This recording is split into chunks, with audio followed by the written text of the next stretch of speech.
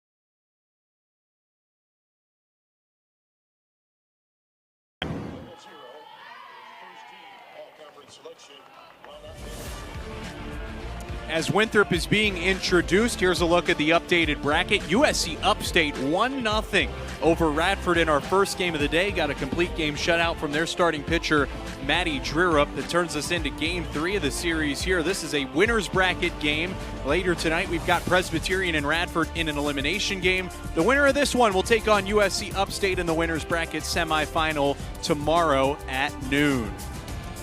Bracket is presented by Vivenu, and the starting lineup for Garder-Webb, as put together by this staff, is pretty similar to yesterday's lineup used in a 6-4 win against Presbyterian in Game 1 of the tournament. We'll see Annika McLaughlin, Reese Collier, Allie Stidham again hitting for herself. Caroline Johnson starts at catcher instead of yesterday's catcher for Garder-Webb, which was Taylor Dreer.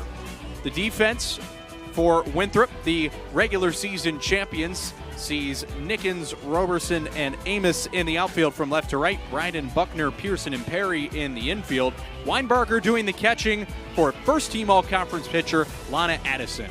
Yeah, you're really going to see it all from Lana Addison. A curveball, a rise ball, a changeup, but where she is really going to be a threat is she has a slow curveball that kind of throws hitters off. So that's what you can expect to see from her on the mound today. All Big South first team, really good regular season. And Garder-Webb, winners yesterday, coming in with a little bit of momentum here. We talked about it a little bit yesterday, Joanne, and a little bit earlier today, that we'll see how much, having a game under your belt in your tournament in terms of comfortability will make for this Gardner-Webb team. Solana Addison fires in the first pitch, and we are underway in game 2 of the day. I think when you get to go ahead and have a game under your belt, it helps maybe shake out some of the jitters, shake off some of the dust, and play a good game today. Annika McLaughlin hit leadoff yesterday for Gardner-Webb, 0 for 3 with a walk. Gardner-Webb scored first in the first inning, fell behind 4-1, chipped away, scored 4 runs in the last 2 innings to secure a come-from-behind win. Chopper towards shortstop, it is Grayson Buckner that gets out number 1 on the board. Yeah, one thing that the coaching staff for Gardner-Webb told me is they've really been struggling to try to find somebody that is solid in the leadoff position, but Annika McLaughlin gave a really good effort yesterday. Next up is Reese Collier, the starting second baseman, yet again, 1 for 4 last night with a single. She swings at the first pitch up the middle. Buckner over, makes a great play for the second out. Yeah, that's just a demonstration, as I mentioned earlier, just how smart this team is. Allie Stidham won Gardner-Webb like a flashback from last night. First inning solo home run for the pitcher.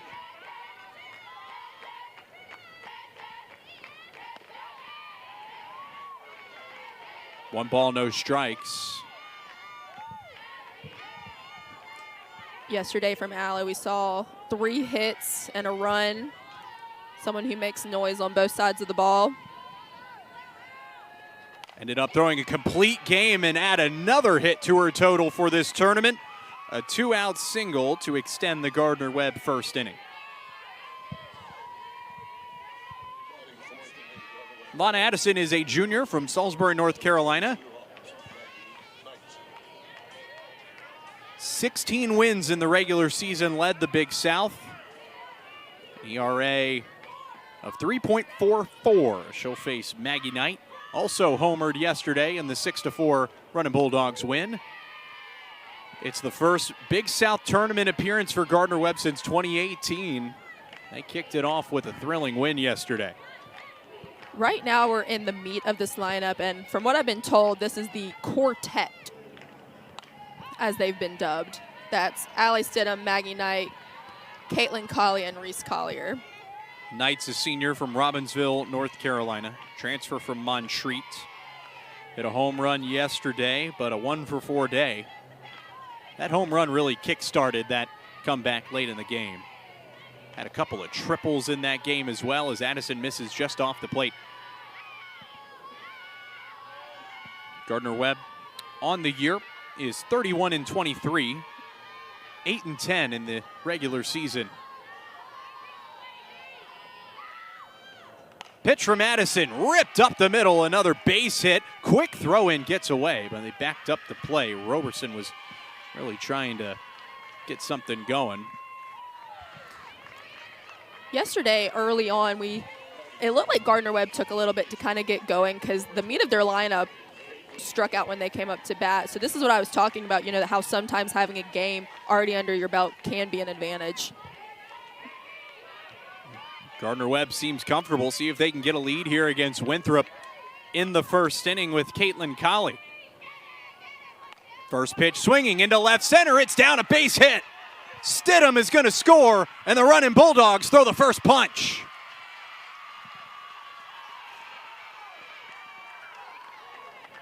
Caitlin Colley, just a sophomore,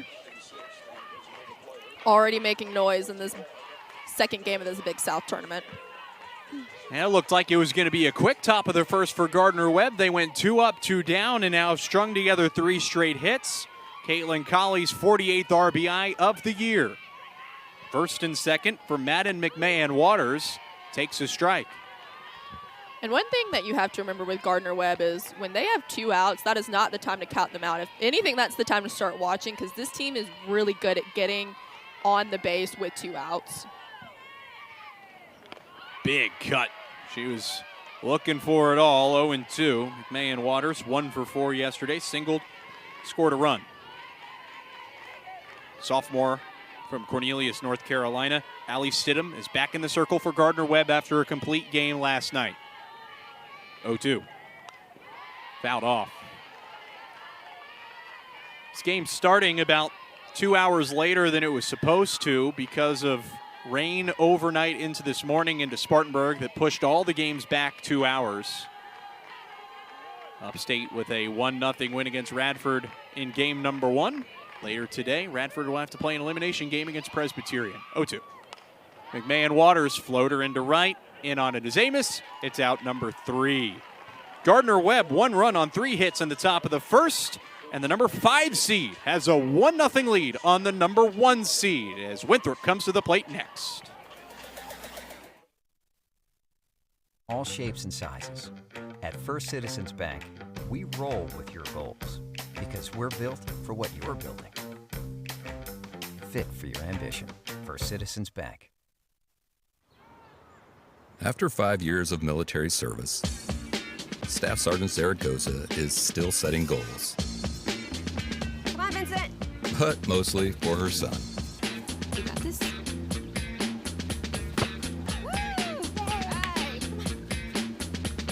She was ready for more family time. She was ready for the reserve.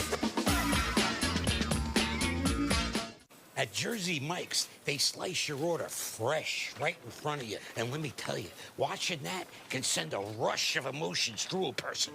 Excitement, baby-like wonder, anticipatory chewing, nervous pacing, happy claps, and finally, jealousy, because that's this guy's sub. I should order one. Good idea. Get the Boardwalk Bundle, a number 2 sub, chips and a drink for $10.99. Available for a limited time. It's a Jersey Mike's thing, a sub above. Goals don't always fit inside the box. At First Citizens Bank, they don't have to.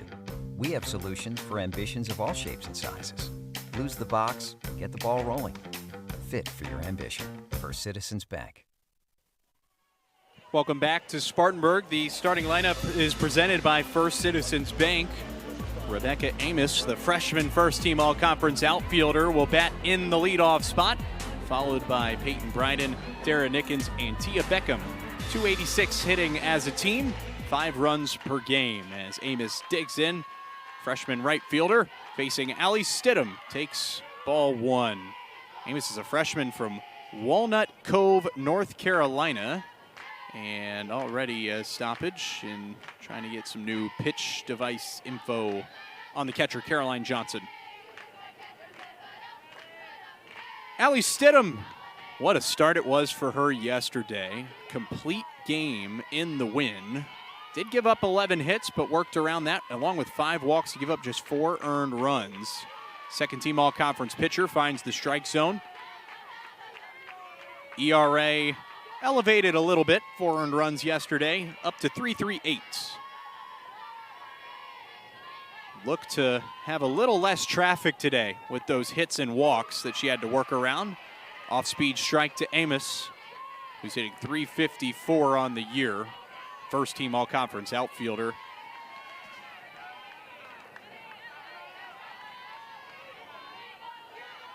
One-two pitch. Over to first from the slap hitter, taken to the bag. Maggie Knight has out number 1. Gardner-Webb defensively made no errors yesterday, so why not round out the same back 8. Caroline Johnson, a new backstop, starting for Gardner-Webb. Defense brought to you by Jersey Mike's. Hey, they say if it's not broke, don't fix it. Especially in a tournament format, you're going up against the 1 seed.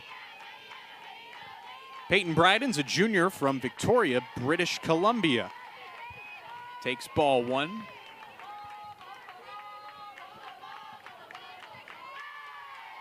The Winthrop Eagles, 28-21 regular season, 13-4. Won its 7th Big South regular season title. Rolled over foul. She actually got to play for Team Canada for the Canadian Cup, which Coach Fuller said was really good experience from her getting to be such around high talent players. It's the one similarity between these two teams. Caitlin Colley, third baseman for Gardner-Webb, also played for the Canadian national team in her amateur days, so little representation for the Canadians in this tournament game. Stidham in a 1-2 count against Bryden. Hit on a long hop. McLaughlin throw to first. Out by half a step. Close play. 2 away. So far, I will say, as compared to yesterday, the Garder-Webb defense seems to be playing a lot more complete game than they were yesterday. I know this is the first time we've seen them out, but so far it's looking really good. Dara Nickens is the Big South Newcomer of the Year, one of the newer awards given out at the end of every season for a non-freshman newcomer. She's a transfer from Lewisburg College, JUCO in North Carolina. Hit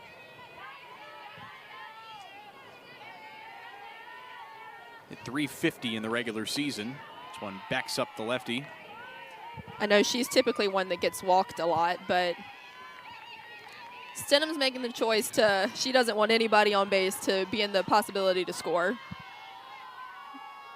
Has more than double walks to strikeouts. This one is a straightaway fly ball center field. Lauren Spainhauer's got it. It's a 1-2-3 bottom of the first for Garder-Webb and its defense. And the running Bulldogs will hit with a 1-run lead. Second inning coming up next.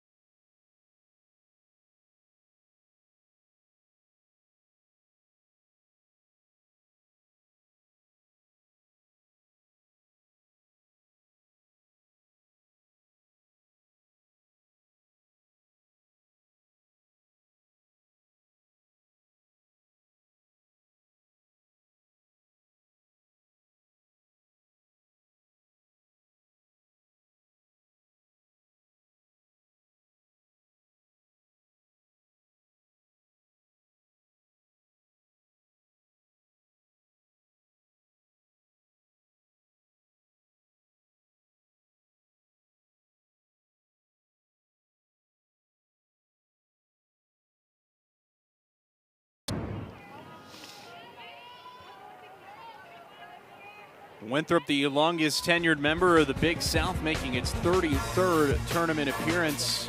Tied for the most tournament titles with 6 with Coastal Carolina, but it's been a hot minute since 2008. Garder-Webb looking for its first title since joining the conference in 2009. And it's 7-8-9. Caroline Johnson, her first action of this tournament, did not play yesterday. Now starting at the catcher position. Redshirt senior from Clemens, North Carolina. Transferred in from Queens.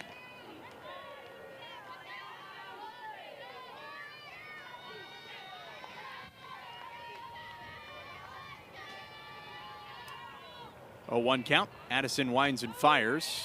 Strike 2 on the corner. How about that quick bottom of the first for Garder-Webb? Got some early momentum.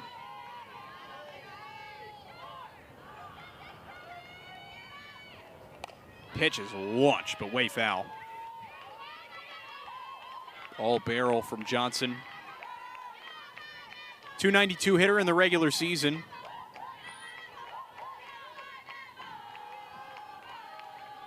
Six doubles and 8 RBIs. Comes up as a leadoff hitter. Just off the plate. 6'2". That's a type of frame that you love in a catcher. Nice target for Allie Stidham to throw to defensively.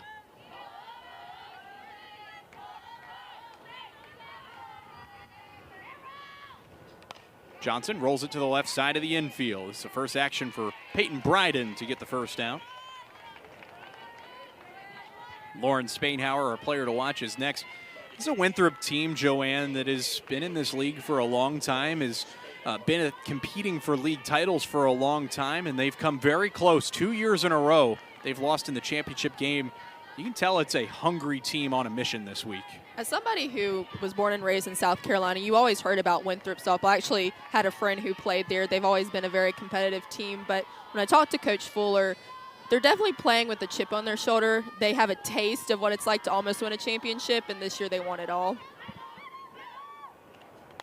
Spainhour off the end of the bat, fouled out of play. 1 ball and 1 strike.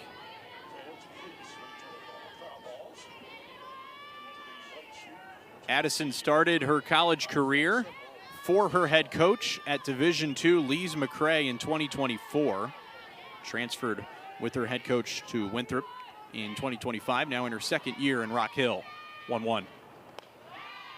Top of the zone for a ball, 2-1. I'm Joe Skinner alongside Joanne Bethea. Got the whole crew here at USC Upstate bringing you game 2 of the day from Chris Hawkins Field at Cyril Stadium. 2-1. Spainhour pops this one up, but the ballpark should hold it. Long run, caught by Buckner. That's a name you're going to hear a lot when Winthrop's playing defense, because Buckner is one that's not normally going to let something get by her. So Spainhour retired in her first at-bat, turns it over to Brooke Freshy, who had a monster RBI triple in the 6th inning to push Garder-Webb ahead. Give him a little insurance in the 6-4 win. First pitch on the outside corner to the left fielder, strike 1.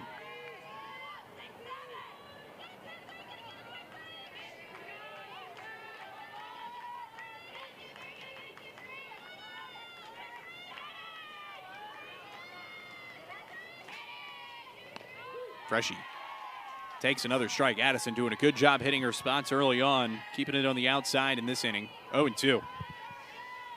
Like I said in the pregame, she's one that can really throw just about it all, so that can make it hard for a batter to know what to expect. Freshy sends this one high into right. Amos again will record the final out of an inning for the Winthrop Eagles. 1-2-3 for Lana Addison, 2nd through 1.5.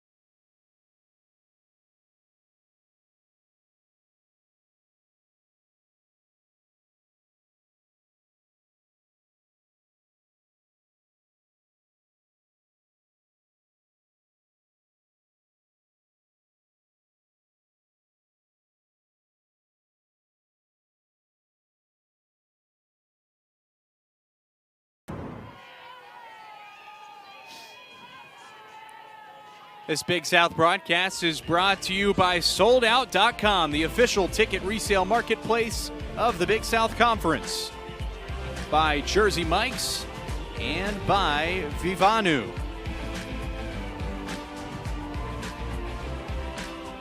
Bottom of the 2nd inning, it's Tia Beckham leading things off. We're all reclined back, taking in Game 3 of the tournament. It's 1-0 Garder-Webb in the home half of the 2nd. Tia Beckham, first team all-conference, hit .371 this year. She was the Big South Newcomer of the Year last year after transferring in from NC State. Yeah, Tia is definitely one. When she's on, but Coach Fuller told me that she can be a bit streaky at times. But like I said, when she's on, she's great.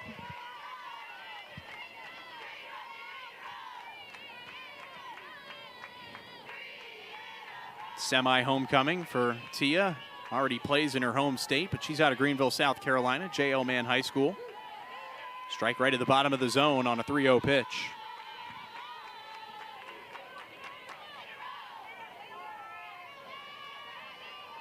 There is a lot of softball talent that comes out of the state of South Carolina.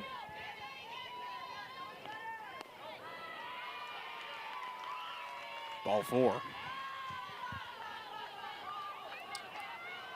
Allie Stidham still going with that approach of trying to get people to chase balls outside of the zone, but I think a lot of these Winthrop batters are just too disciplined for that. Turns things over to Grayson Buckner. There's a lot of returners on this Winthrop team that played in the Big South tournament last year that was runners-up. Grayson Buckner is a second-team all-conference shortstop out of Elkview, West Virginia. Also played at Lees McRae under Coach Kendall Fuller. Grounded over the glove of Colley into left field. Took a high bounce, and Winthrop is jump-started in the second.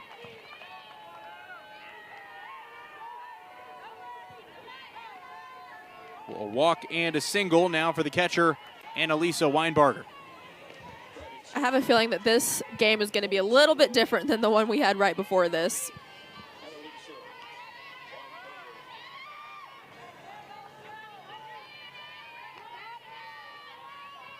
Weinbarger hitting .252 in the regular season in her second year as well at Winthrop.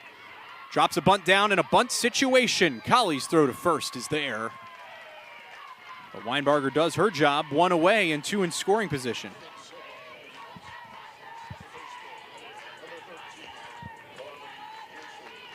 You can really see the energy coming from the Winthrop dugout right now. Can even hear it up here. Yeah, I think we're 100% hit rate on loud dugouts so far in the tournament. They've all been so much fun to watch.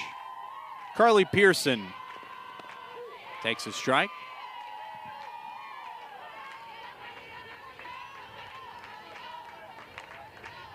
Sophomore from Moultrie, Georgia.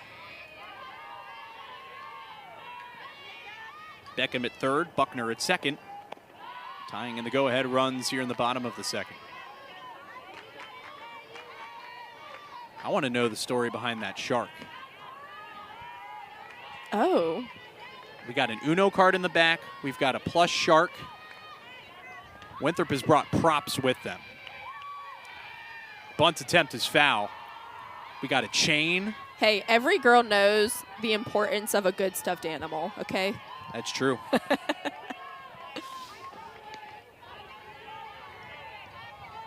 Yeah, I think that's our mission for Winthrop's next game is get that story. That's you know what? That's on us. Sometimes you gotta be accountable. We don't have the shark story. Next time. Pearson off the end of the bat. Beckham's gonna score as the out's recorded at first. 1-1. Right before she got that hit, I was about to say, if you're Carly Pearson, the one job you have right now is to either bring somebody home or not get an out. And she did exactly what she needed to do, which was put a run up on the board. Just Pearson's 5th RBI of 2026. And Beckham was kind of taking baby steps and then more baby steps off of the bag. And as soon as that throw went over to first, she was gone and in. That keeps that Winthrop dugout on fire as Garder-Webb, I think, would like a review. Now, are they asking if maybe something around home plate, whether it was a foul ball or if Pearson was out of the box? That's the only thing I can really think of right here.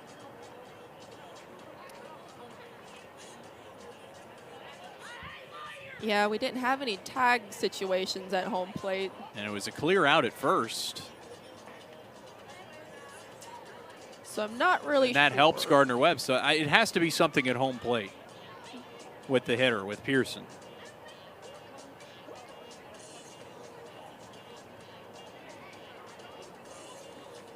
So they'll go and head over to the monitors. Coach Kendall Fuller's getting an explanation of that as well.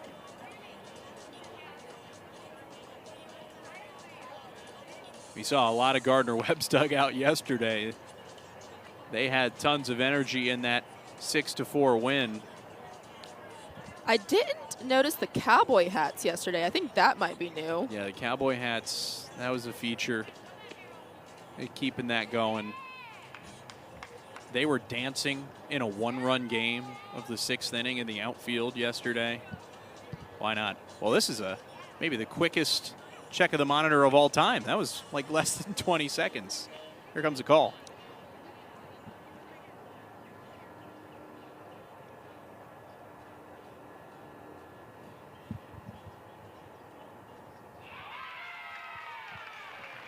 So I think they're saying that she's safe at first. I couldn't really hear very clearly, but nobody's coming out of the dugout. I think whatever happens stands. Oh. So that is, nothing changed. It's still a RBI ground out by Carly Pearson that scored Beckham, and it's 1-1. Brings up Tabitha Perry.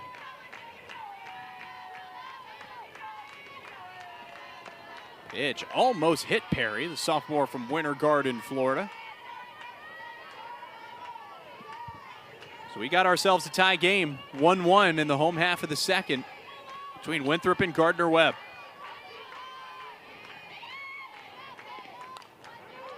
Swung on top of it, foul ball, 1-1.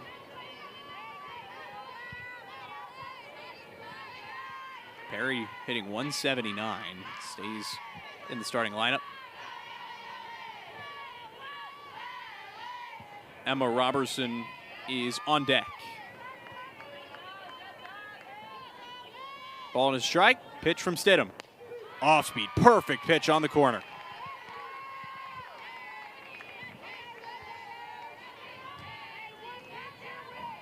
And right now you can tell Stidham knows the kind of batter that she's going up, and that's why she's putting that pitch kind of on the wider side of the zone.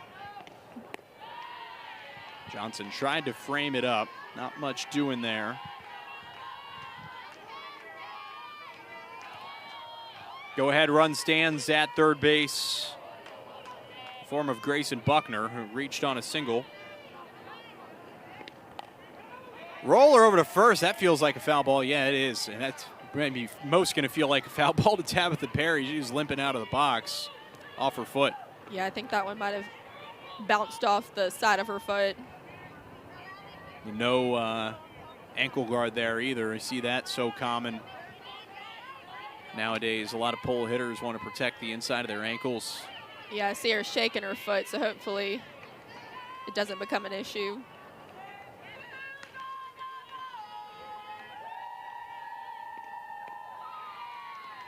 Full count. Robertson on deck. A walk, a single, a sacrifice bunt, and an RBI ground out. Definition of small ball from the Winthrop Bats. Called strike 3. Winthrop thought it was outside, and Stidham's got an inning-ending backwards K. But Winthrop ties the game. Carly Pearson drives in one on a ground out. 1-1 through 2.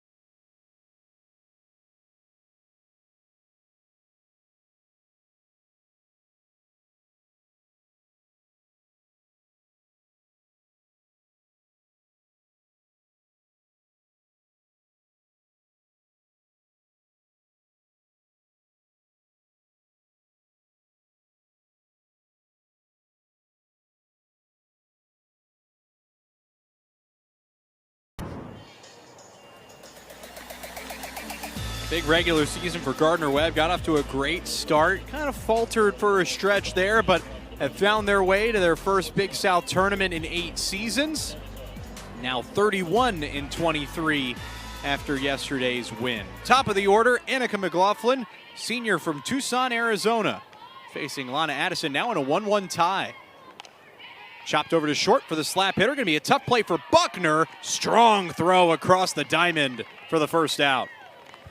I know one part of the culture for the Garder-Webb team is they don't say that they have goals. They say they have missions. They say that has a little more oomph than a goal. And they said just coming to the tournament wasn't their final mission. And that has been on display here with the way that they're playing. 1 ball and no strikes to Reese Collier, who also grounded out to the shortstop Buckner. Buckner already with 3 infield assists. He's been active defensively. Good pitch from Addison on the corner. You see Addison too when she pitches, and you talked to Coach earlier. When she gets in a groove, you see her kind of strutting around that circle, getting a little swag. Collier fouls one away. She likes to work fast and stay in that groove. Relaxed confidence.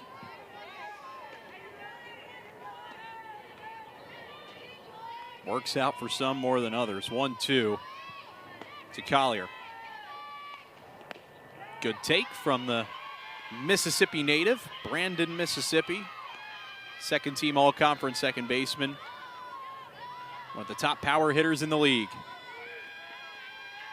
11 home runs, 57 RBIs. Both led those categories in the regular season. Collier, fly ball, deep left field. It's trouble. It's out of here. Buzzing the tower of the scoreboard. 2-1, running Bulldogs. She leads this team in hits and home runs. Last year, she won a Sun Belt championship with Coastal, and she said, hey, I'm going to go to another conference and try to win another one. That was the deepest home run we have seen in this tournament so far. High off the scoreboard here at Hawkins Field. She just hit that one to a T. I think he caught one of those conference championship years for Upstate on the left side of the video board. And it's 2-1 Garder-Webb, a solo shot, and now it's Allie Stidham. Home run number 12 of 2026 for Reese Collier.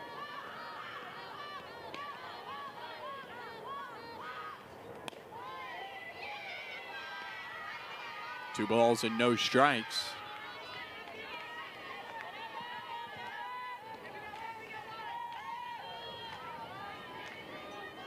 Can't make a mistake to Stidham. She's got home run power too. Hard hit to short on a couple of bounces. Buckner, quick transition, 2 outs.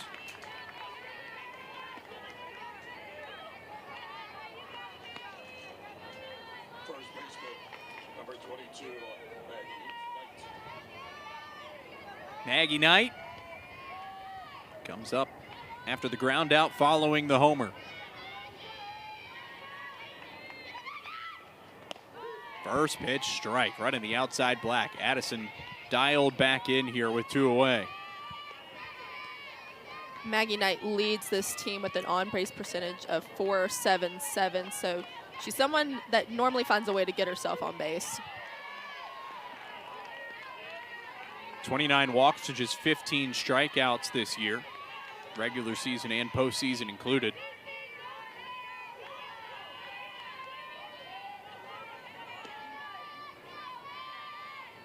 Oh-2 pitch. Jammed her inside, rolled foul.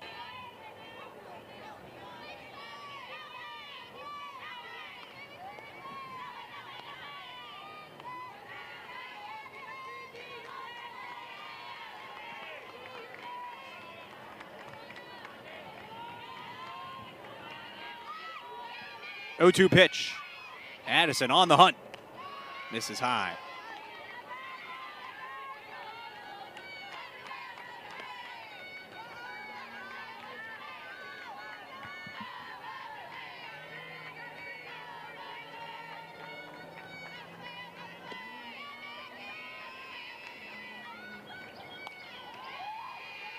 Knight staying in this thing. That's a smart move to take. When you have 2 strikes, you have to swing at anything that remotely looks like a strike. Teams have traded 1 spots. Garder-Webb 1 in the first, Winthrop 1 in the second, Garder-Webb 1 in the third. Inside, foul ball or a hit by pitch? I think both sides maybe disagree. Knight took her base. And this isn't always the most scientific way to do it, Joanne, but based on the sound, to me it sounded like the knob of the bat. It didn't sound like a hit by pitch. I mean, that is good a way as any to try to figure out if it was a hit by pitch or a foul ball. Garder-Webb would like to extend the inning to Caitlin Colley, who drove home a run in the first. But the call on the field is going to be a hit by pitch. Coach of the Year Kendall Fuller comes out to ask about what happened. Yeah, it looks like she's looking maybe some clarification from his hand signals, because I just saw her put her hands up.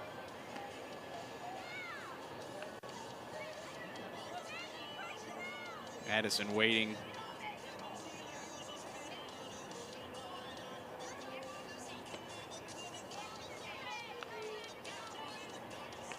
Haven't really made an explicit signal that she wants to challenge the play. Umpires haven't either.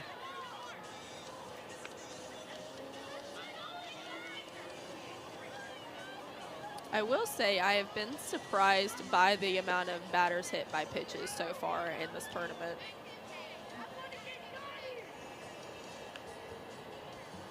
Yeah, I don't understand the multiple umpires getting together.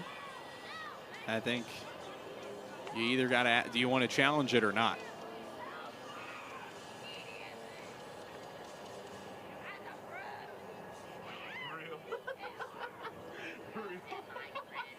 Maybe he had to go find out what would be the best. Ask for some other clarification here. Yeah. Well,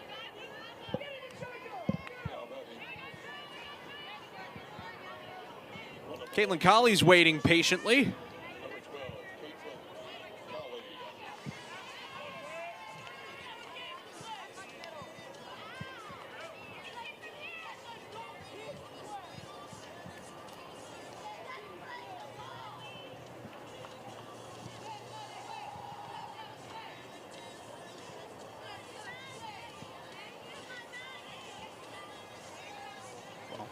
All of that, and nothing changes. Runner at first, 2 outs after a hit by pitch for Colley.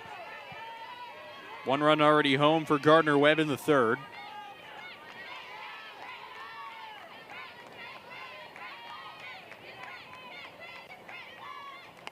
First pitch swinging. Foul ground left side. Not enough room. Lands out of play. Caitlin Colley, who leads this league in doubles. I'm sure she would love to get one right now and possibly bring her teammate home or move him around to third.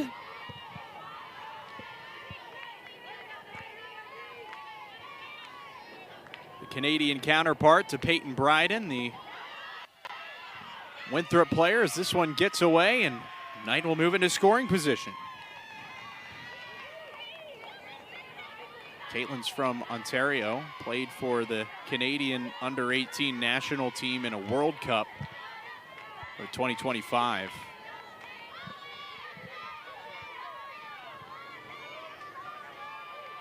Officially a pass ball. Charge to Weinbarger.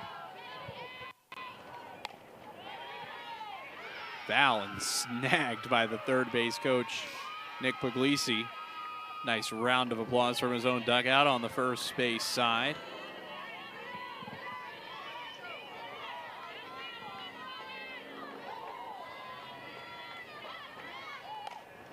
Barreled again, foul. Caitlin Colley is also second in at-bats in this league at 178, just behind her teammate Reese Collier, who is at 196. So those two have seen a lot of pitches over the season. Hands high in the right-handed batter's box. A ball and 2 strikes. Addison winds and fires. 2-2.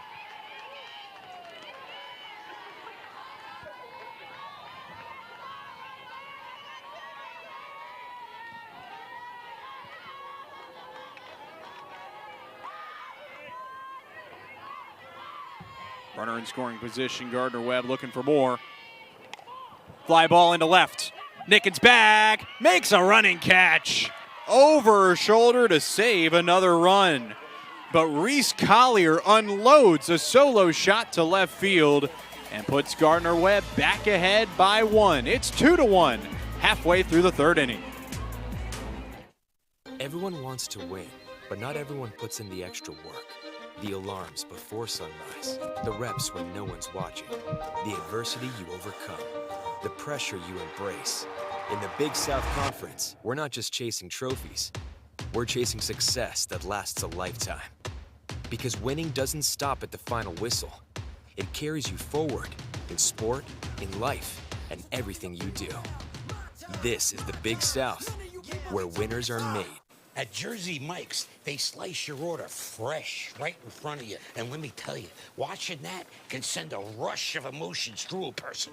Excitement, baby-like wonder, anticipatory chewing, nervous pacing, happy claps, and finally, jealousy, because that's this guy's sub. I should order one. Good idea. Get the Boardwalk Bundle, a #2 sub, chips and a drink for $10.99. Available for a limited time. It's a Jersey Mike's thing, a sub above. After 5 years of military service, Staff Sergeant Zaragoza is still setting goals, Come on, Vincent. but mostly for her son. You got this.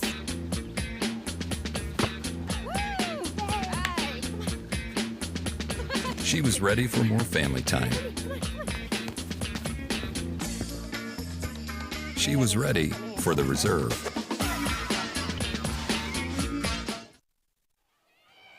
Winthrop is the regular season champion of the Big South. 28-21 regular season, hauled in the awards.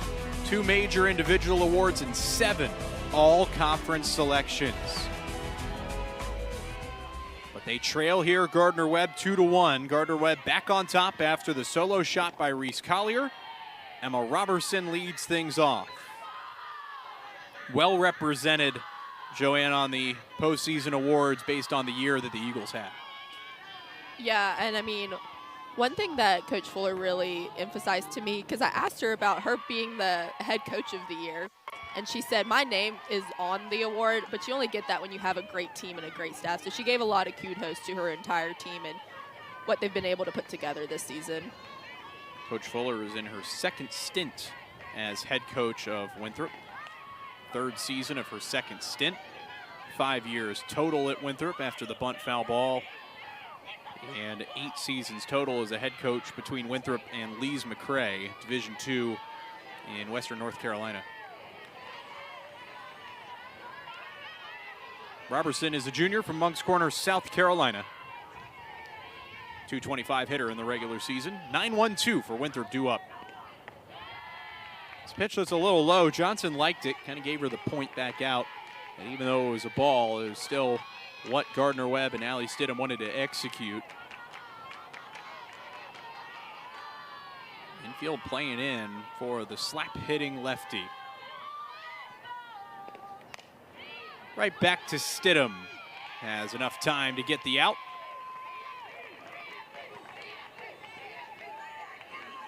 Leadoff hitter retired.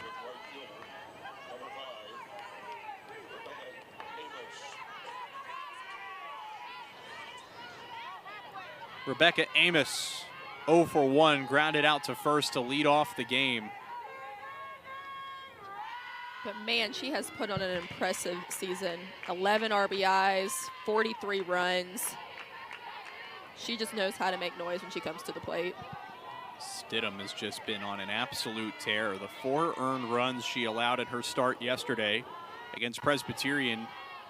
Wow, just 4 runs. It's the most she's allowed in almost a month. Yeah, she's really developed this season. I was told by the staff with the new pitching coach that Stidham's really bought into what the pitching coach Kirk is trying to sell to her. And that was, you don't have to, not every pitch has to be the fastest pitch. You got to have a little bit more command behind them, and that's exactly what she's been doing here in the tournament. That's shown out this season. 59 walks, 94 strikeouts after last season where she had the same amount of walks and strikeouts, 45 each. Amos sends it into left center. Spainhauer drifts over. 2 outs in the bottom of the third.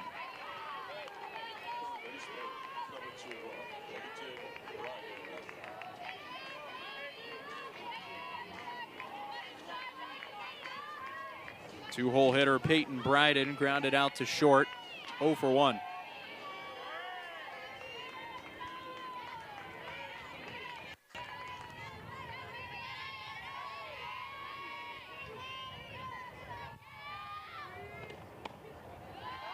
Off the plate, good take from Bryden, very close.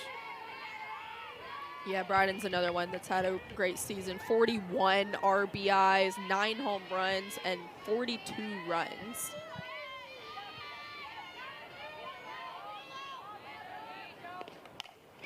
There's a base hit for Bryden, a rocket in between short and third.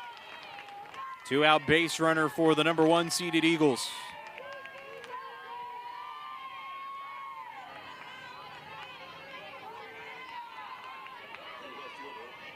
Darren Nickens hit one into center field that was caught in the first.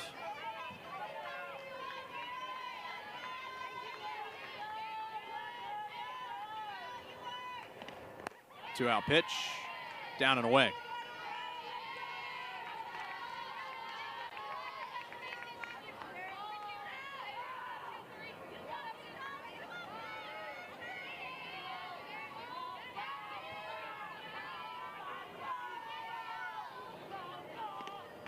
Bryden off of first. Only tried to steal 4 bases this year. Was successful every time, but with 2 outs, middle of the order here, wouldn't expect it. Redshirt junior from Manassas, Virginia at the plate. Above the zone. Yeah, Nickens is really able to read the pitches that she's getting right now and isn't chasing the ones that are out of the zone like Stidham likes to throw sometimes. 3-0 count. Stidham's got to find the zone. 3-0 green light on a dive glove flip. Oh, what a play, but they can't get the out. What an effort from Collier. I mean, I know you didn't get the out, but that is all you can ask of an athlete. That is absolute grit and giving it your all. Coach Sylvia Kirk wants a timeout. This was almost the best play of the week. A glove flip from the ground just to get it to McLaughlin is almost impressive enough. But it's first and second with 2 outs, and now Winthrop with a little bit of pressure on Garder-Webb. Yeah, if that glove flip might have been an out, that could have been a Sports Center top 10.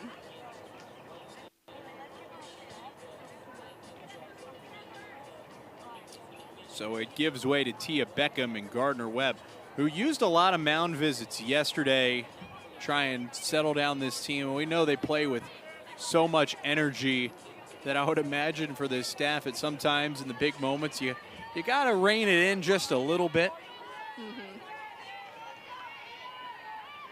And this would be one of those moments. Tia Beckham walked and scored on the Pearson groundout.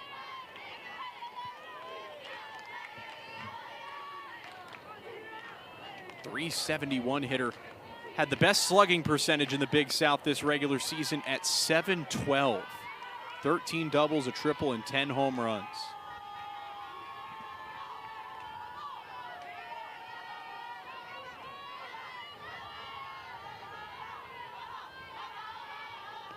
.1-0 pitch.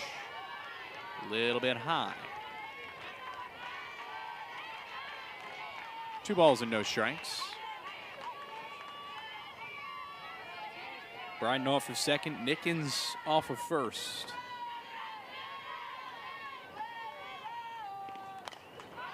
Fly ball over to first. It is Reese Collier recording out number 3, and Garder-Webb throws up a 0. We're through 3 complete in Game 3 of the Big South Tournament. Garder-Webb ahead of Winthrop 2-1.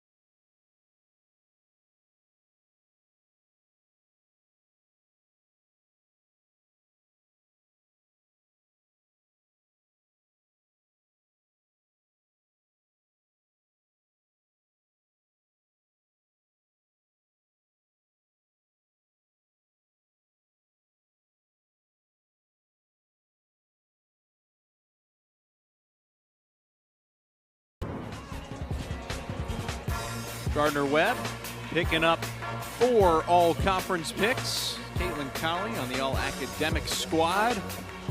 3 second-teamers, Annika McLaughlin, Allie Stidham, and Reese Collier. Lauren Spainhour on the honorable mention. She'll bat 3rd this inning. McMahon Waters leads us off. First pitch swinging into left field, a base hit. Nickens over to haul it in and hold McMahon Waters to a single. Great start for the Runnin' Bulldogs. I mean, that's all you can ask for the first person at bat, is just to set the pace for the rest of the batters that are coming up. Her first hit of the game, Caroline Johnson 0 for 1 with a ground out. And are we going to get a runner on at first? Looks like we will. Garder-Webb will make a change on the base paths. And Lily Deaton, who featured yesterday, will run again. Same role.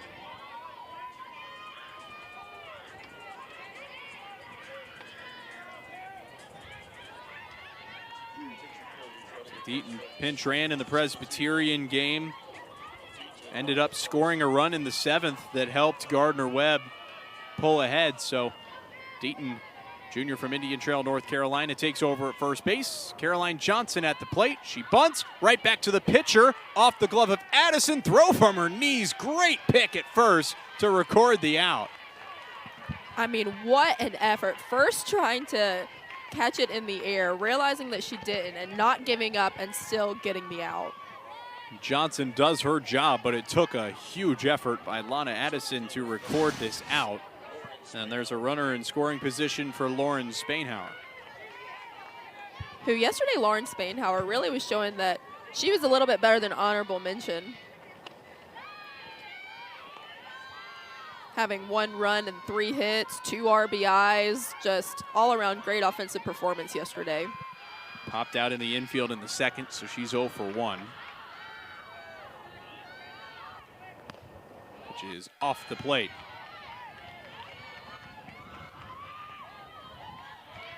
Garder-Webb has made it to the semifinal of the Big South Tournament, last in 2012.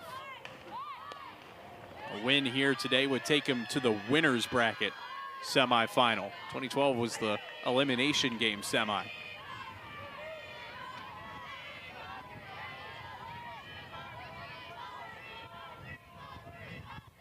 The 3-0 count to the sophomore from Knoxville. Takes a strike.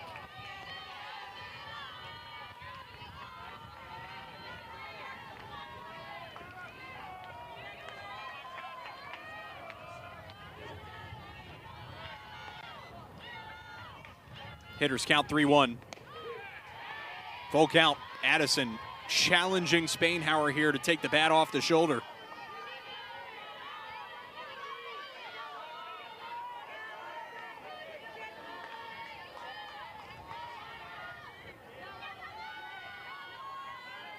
Full count pitch.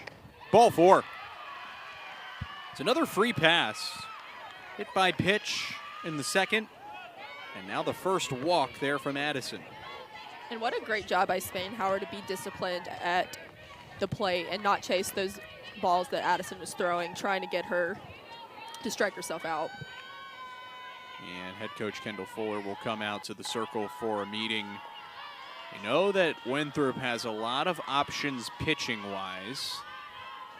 And I would imagine that they will be not shy to pull the trigger on a change if coach decides that that's necessary. It's first and second for Brooke Freshy. Well, one thing Coach Fuller told me is they expect to be here all weekend. So she wants to make sure she keeps her pitchers fresh.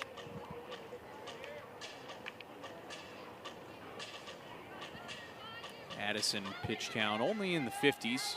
It's the top of the 4th inning. 9-hole hitter coming up. Lily Deaton, the runner at second base, running after the McMahon Waters single. Spainhauer now at first after the walk. Good speed on the base paths here. Brooke Freshy tripled in yesterday's game. Swings of the first pitch, slow bouncer. Bryden to first, out number 2. Okay, this is when Garder-Webb tends to shine. When there's people on base, but you have 2 outs, this team is great in these kind of situations. And it's the leadoff hitter, Annika McLaughlin. 0 for 2 is grounded out to shortstop twice. Winthrop will take one of those. Got a steady shortstop over there. Second team all-conference utility player at the plate.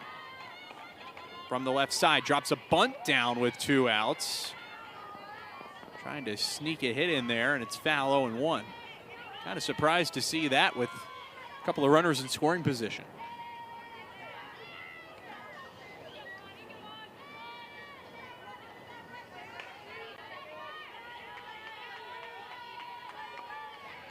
Another big spot here. Runners in scoring position in 3 out of the 4 innings offensively for Garder-Webb. They stranded 2 in the first and 1 in the third.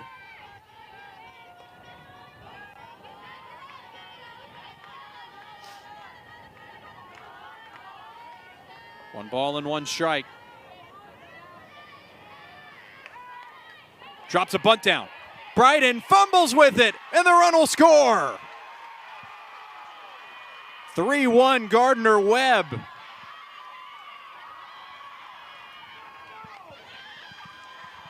Wait to see how it scored, but it was going to be a tough play regardless for Peyton Bryden, with McLaughlin hauling down the line. Lily Deaton scores on this play.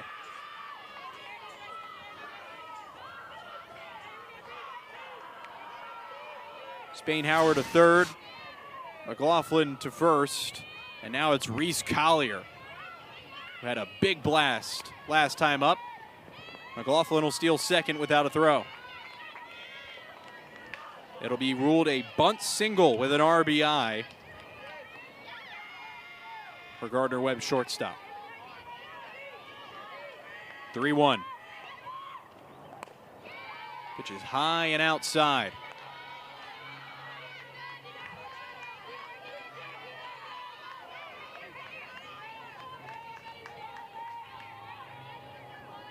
Second and third, 2-0, 2 outs. Addison against Collier. Cannot make a mistake here. We know Collier can put some power into it. 2-0 pitch is right on the outside part of the zone.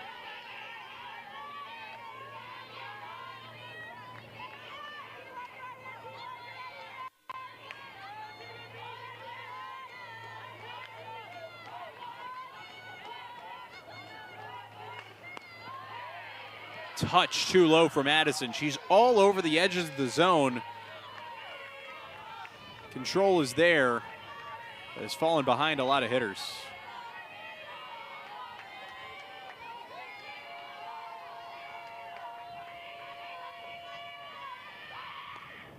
Ball 4, bases loaded.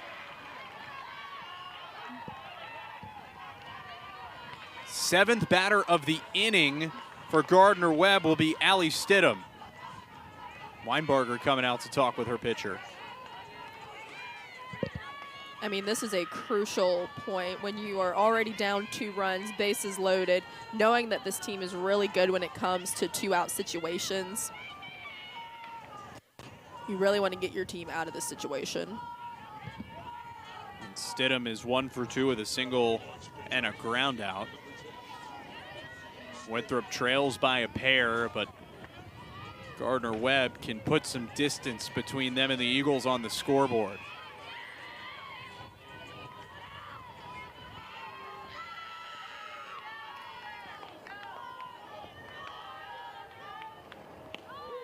First pitch strike. That's what Winthrop needed first. And thankfully for Winthrop, Addison is a junior. So the past 2 years, she has played in a championship, and she has a lot of experience. A lot of pressure has been put on her before. Check swing. Drops in. Perry gave it a good effort.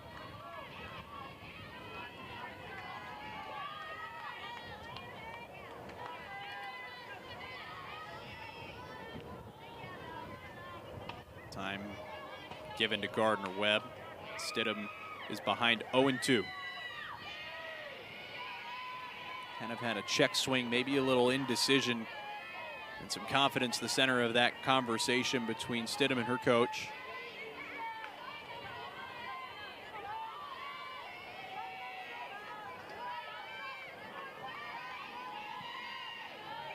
Already 1 across for Garder-Webb in the 4th. 0-2. Just outside.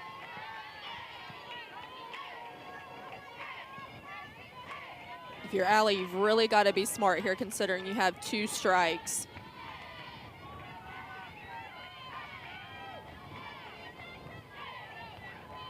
Addison's 1-2. Fouled off, just got a piece. A big defensive swing from the Garder-Webb hitter to stay in the at-bat.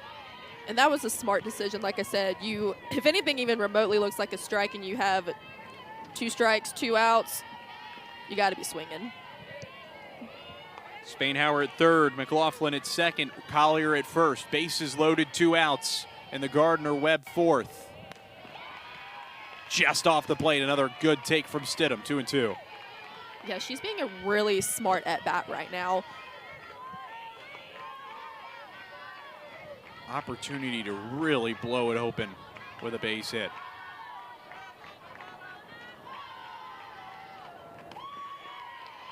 I think that was ball 3. Stidham tossed the bat. I don't know what, yeah, I think Stidham's a little confused. It's ball 3. She's smiling, getting the bat. My bad. Coming back to face a full count pitch. A little chuckle too. You can't hide in that moment. Honestly, might be good. Loosen up a little bit, have a good laugh. It definitely breaks the tension, that's for sure.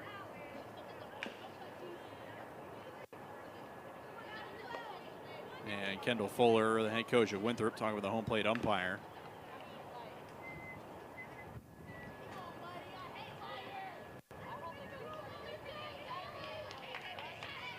And I don't know what could be the middle of this conversation. Maybe a check swing because of the throw in the bat. I don't know. It's the second time that Winthrop's come out and kind of had to ask about something that we're not really sure about. Again, it kind of gives us a little more time to sit in this spot in the game with the bases loaded. Garder-Webb leading the #1 seed Winthrop 3-1 in the Eagles' first tournament game. I think that Reese Collier is kind of thinking the same thing as us. Their hands out over at first. Coach Fuller, 2026 Big South Coach of the Year. Ready for another 3-2. The runners will be off on the pitch.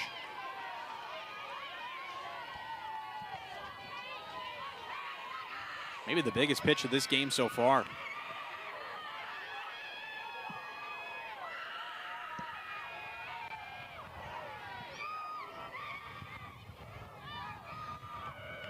Three-two. Foul ball. And good look by Allie. Even though that one was a little bit inside, definitely one that could have called a strike.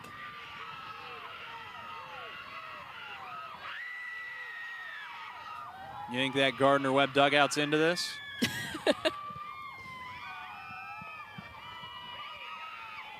Ball 4. And run number 4 across for Garder-Webb.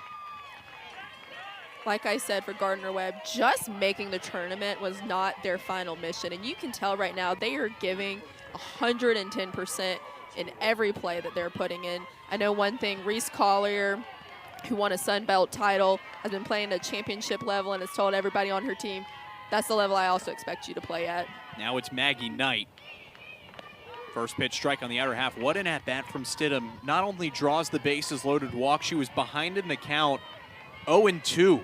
Works it all the way back to drive in a run. Knight a single and a hit by pitch on her day. Line drive, center field, over. Robertson makes the catch to stop the bleeding, but not before. Garder-Webb sends 8 to the plate, scores 2 runs on 2 hits, and they lead it 4-1.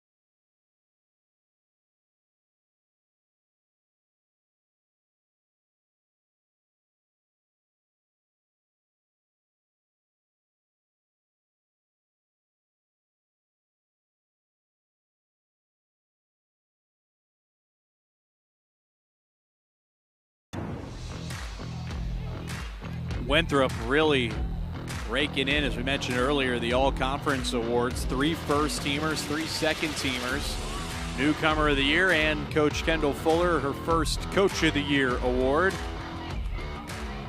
And a regular season title that they brought here to Spartanburg. But they have some serious work to do on the scoreboard. They now trail Garder-Webb 4-1, and Allie Stidham has a 3-run cushion to pitch with. The largest lead that she's had to pitch with in the tournament, a tournament where she's thrown every pitch so far for her team.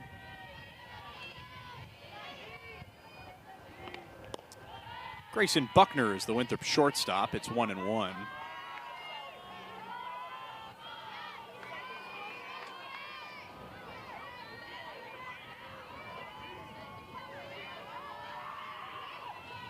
One ball, one strike. Lifted into left field, a base hit to lead it off for Buckner. Buckner is just an athlete that knows how to make things happen. We've seen that on the defensive side of the ball, and now we're seeing it on the offensive side of the ball. Annalisa Weinberger dropped a bunt down last time. It was a first and second no-out situation. It probably is still a bunt situation, but down multiple runs. I think at this point, if you're Winthrop, you just need base runners. Weinberger is a redshirt junior from Yulee, Florida. Second team all-conference catcher in the regular season, where she hit .252. Second year at Winthrop since transferring from Coastal Carolina.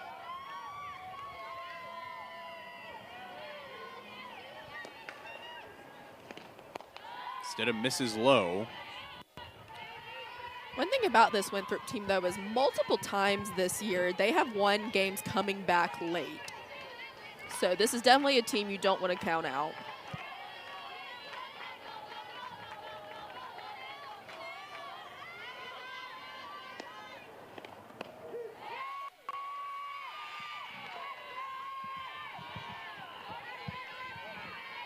Home half of the fourth inning. Garder-Webb, 1 in the first, 1 in the third, 2 in the fourth. Winthrop's only run coming in the bottom of the second. Foul ball. A little late on that swing. Stidham had a good location on it.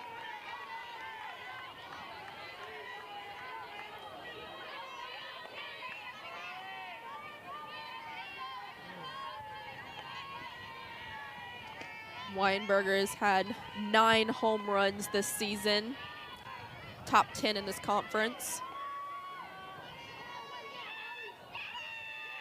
She's behind in the count, 2-2, with Buckner off of first. The pitch.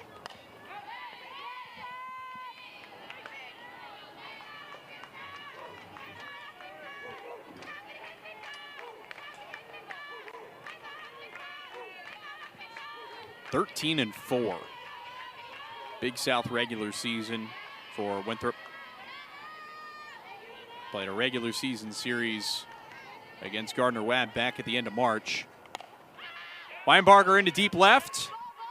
Freshie runs out of room. 2-run homer. Annalisa Weinberger, and the Eagles are back within 1. It's 4-3. Couldn't have been a better time for me to mention that. Now she has 10 home runs for the season, making her 3rd in this conference. She gets the homer chain, and Winthrop is right back in this thing. A little momentum desperately needed. Felt like that Garder-Webb was running away with it. Here's another look. She got right under it, perfectly arced to the left field. She knew that was gone.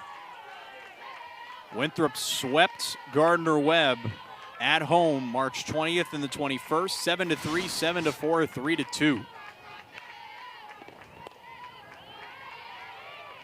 1-0 pitch. Carly Pearson coming on the way.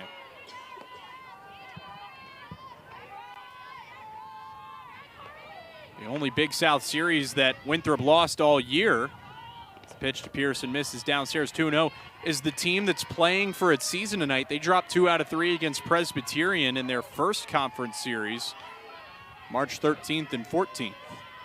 Outside of that, have series wins against everybody else in the field. 2-0. Fastball. Stidham looking to bounce back after the homer, 4-3. Yeah, Winthrop swept Garder-Webb back in March, which is also what we saw from the first game today. Was also in the regular season. USC Upstate had swept Radford, but they found a way to beat them for a 4th time.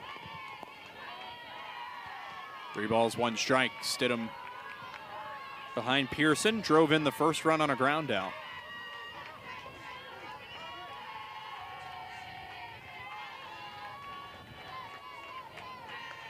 Stidham back to the mound. Lets it rip outside, ball 4. Still nobody out in the 4th. First 3 reach. That'll prompt a quick visit coming for Garder-Webb. Sylvia Kirk right out to the circle after that walk ahead of this at-bat by Tabitha Perry. Stidham working into her 4th inning, has not been able to get an out. 4 hits, 3 earned runs, 2 walks, and 1 strikeout. Yeah, pitching coach Sylvia Kirk, her pitching or her coaching style is very direct. So I can imagine whatever she's saying to her right now, she's not beating around the bush. She's getting straight to the point. Had to imagine probably just trying to tell her to settle in.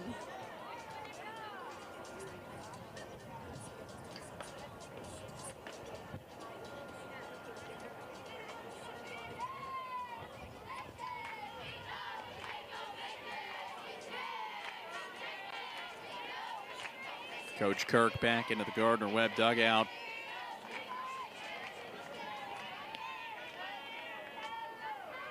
Tabitha Perry struck out looking in the second. the only strikeout victim against Stidham today. Pops up a bunt with some backspin. Gloved by Colley, throw to first, out of the leather. Knight cannot hang on, and everybody's safe.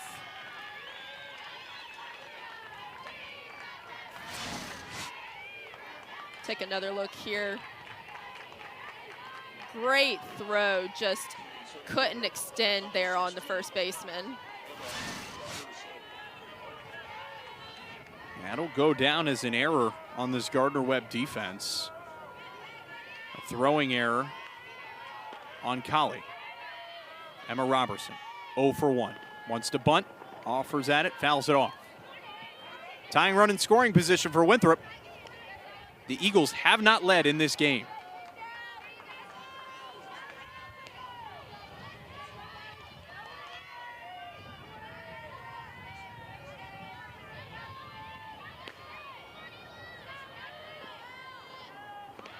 Puts it down, over to first base. Knight will turn and throw, get the out. Sacrifice bunt, first 4 reach, the 5th on a sacrifice. Perfect sacrifice situation. Now you get the leadoff hitter and Winthrop's best hitter in the regular season, Rebecca Amos, to come up with runners at second and third.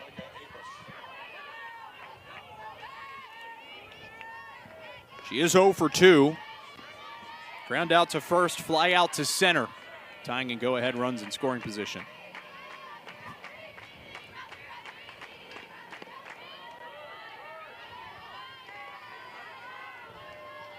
One and no count.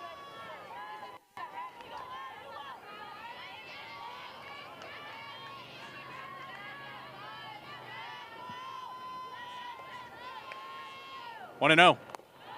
Pitch is down.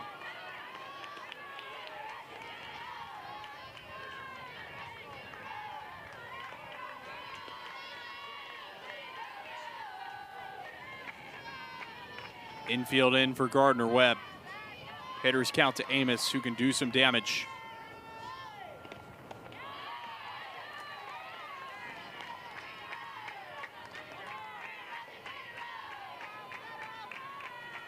Lost out on Big South Freshman of the Year to Presbyterian's Hallie Duke. Had almost as good of a year. Still resulted in a first-team all-conference pick. Ball 4. Bases loaded for Peyton Bryden. Just 2 hits in the inning. So the first 2 batters, the single and the home run by Weinbarger. Since then, walk, error, bunt, walk. Inning starting to spiral here on Garder-Webb. We're in game 2 today. Garder-Webb and Winthrop, Upstate won it 1-0 in the opener. Presbyterian and Radford will play an elimination game later on tonight. And I think Garder-Webb's getting ready to make a pitching change here as well. So as Allie Stidham comes out, Garder-Webb will use its second pitcher of the tournament. We'll step aside. Winthrop, big spot, bases loaded, down by 1. They'll have to do it against a new Garder-Webb pitcher when we come back.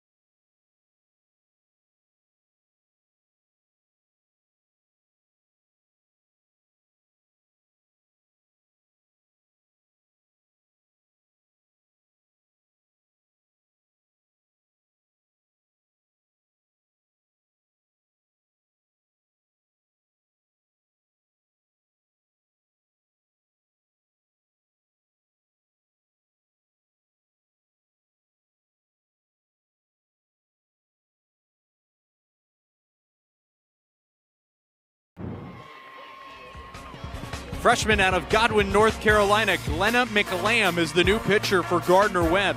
Comes in a 1-out, bases loaded situation. Facing Peyton Bryden. Garder-Webb up 4-3. First pitch is inside for ball 1. I know McLam's been working through some mechanics. She got called for some illegal pitches earlier this year.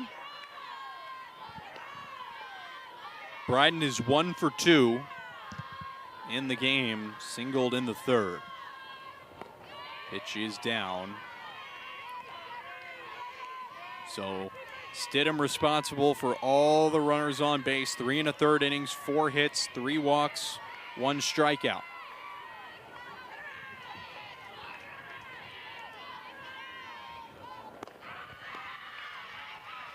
Three-0.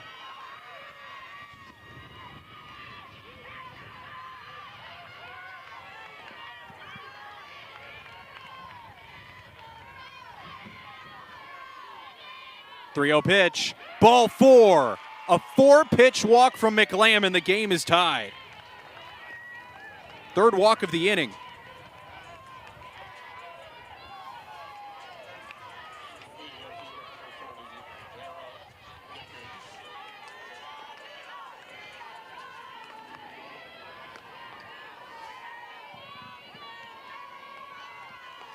Next up is Darren Nickens. Pitch is high. They go station to station. Pearson scores. It's 4-4. I believe we have Lily Deaton in right field in that last sub timeout.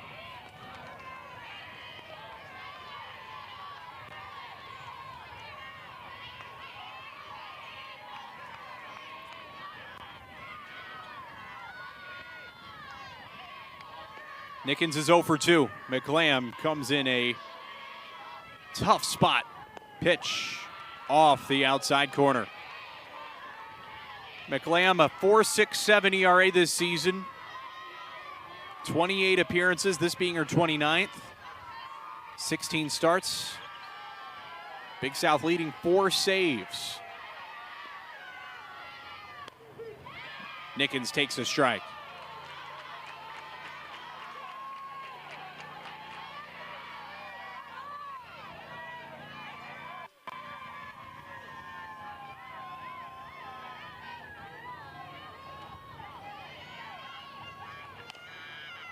Right back off of McLam.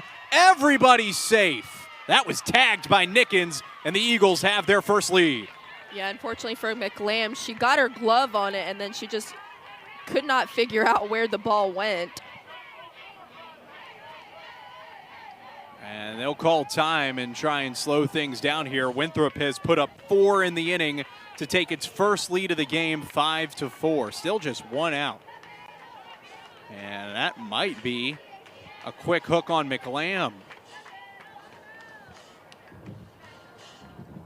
Assistant coach Nick Puglisi has come out with a lineup card in his hand.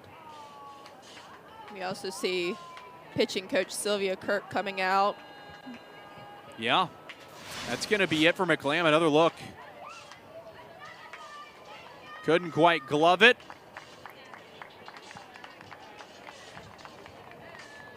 And a new pitcher coming in for Garder-Webb.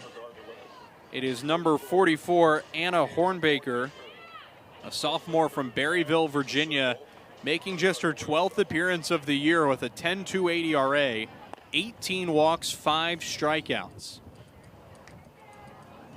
And now kind of getting into, I guess, what you would call the depths of the staff a little bit here. Seen Kaylin Kyle a little bit this year, but mostly it has been Allie Stidham, Glenna McLam, a little bit of Hannah Fry.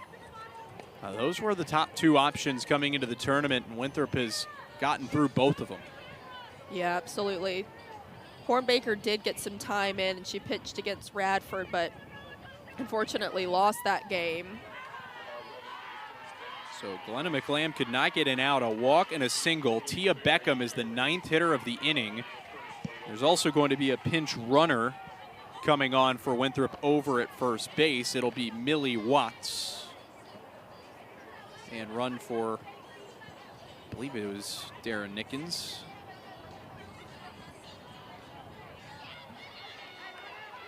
Correction, 8 Billy Watts.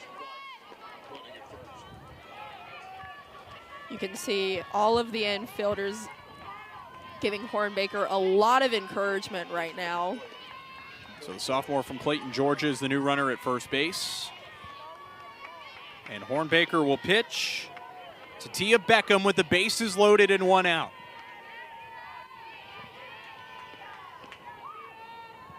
That one is up and gets away. Here comes Amos, run number 6 for Winthrop. Yeah, unfortunately, Garder-Webb right now is just letting this inning get away from them. Should be a wild pitch as this one was whipped way high. And it was a tough effort for Johnson.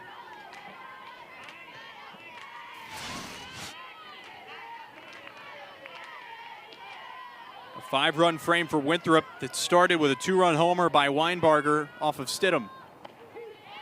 Beckham takes a strike.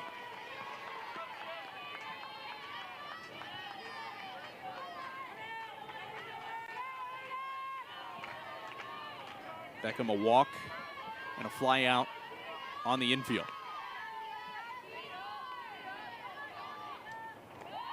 That's down. But that's why having a deep pitching staff really starts to play when you get further into tournaments. You can't always rely on just your ace to get you through it. Beckham ready to go for the 2-1 pitch. Infield in for Garder-Webb. Another infield pop-up off the hands is caught by Knight for the 2nd out.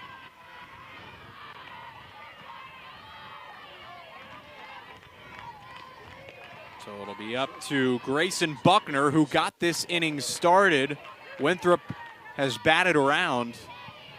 Buckner singled earlier this inning, also singled in the 2nd. 2 for 2.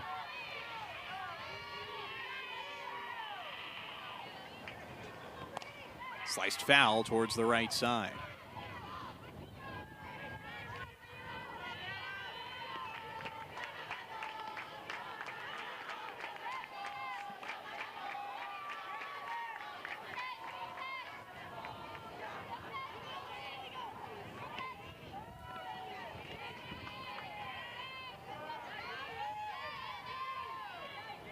Two errors in this inning. Garder-Webb's defense has let him down a little bit.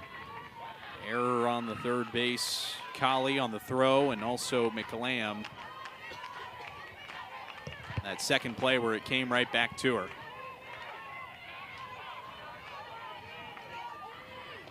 Hornbaker trying to get Garder-Webb out of the inning. Bouncer home, and this one's at the backstop. Bryden scores. 3-run lead for the Eagles. Unfortunately for this inning for Garder-Webb, there's just been a lot of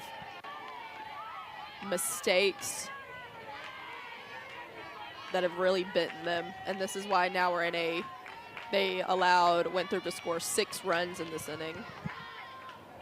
Millie Watts now to 3rd as the pitch is too far inside.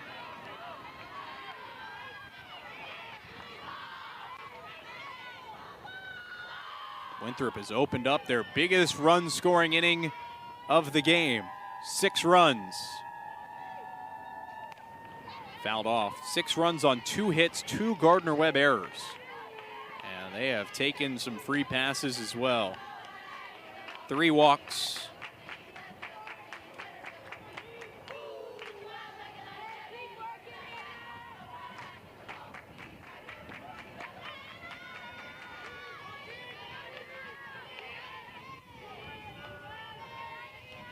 Two.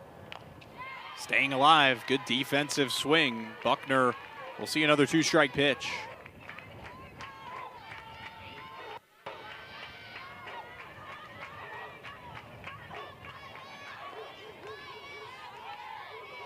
Senior second-team all-conference shortstop back in the right-handed batter's box. Buckner, check swing foul. Another pitch coming from Hornbaker here in a moment. Just her 12th appearance of 2026. Control has been the issue for Hornbaker this year with 18 walks. Hard hit to shortstop on one knee. McLaughlin throws to first. Out. Close play over at the bag, but it gets Garder-Webb out of the inning finally. But they score 6 runs to go up 7-4 on our way to the 5th. Everyone wants to win, but not everyone puts in the extra work. The alarms before sunrise, the reps when no one's watching, the adversity you overcome, the pressure you embrace. In the Big South Conference, we're not just chasing trophies. We're chasing success that lasts a lifetime. Because winning doesn't stop at the final whistle. It carries you forward in sport, in life, and everything you do. This is the Big South, where winners are made. For over 30 years, CertaPro painters have been part of countless memories. Freshly painted nurseries, bright, welcoming kitchens, family rooms filled with laughter. Every wall tells a story, and we've been proud to help write them. We are more than just your local painters, with care, craftsmanship, and certainty. From the first brushstroke to the final smile, our promise is simple. Your home beautifully painted and worry-free. CertaPro painters, that's painting happy. After 5 years of military service, Staff Sergeant Zaragoza is still setting goals, Come on, Vincent. but mostly for her son. You got this.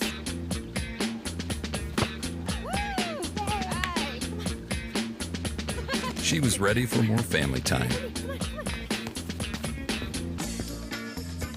She was ready for the reserve.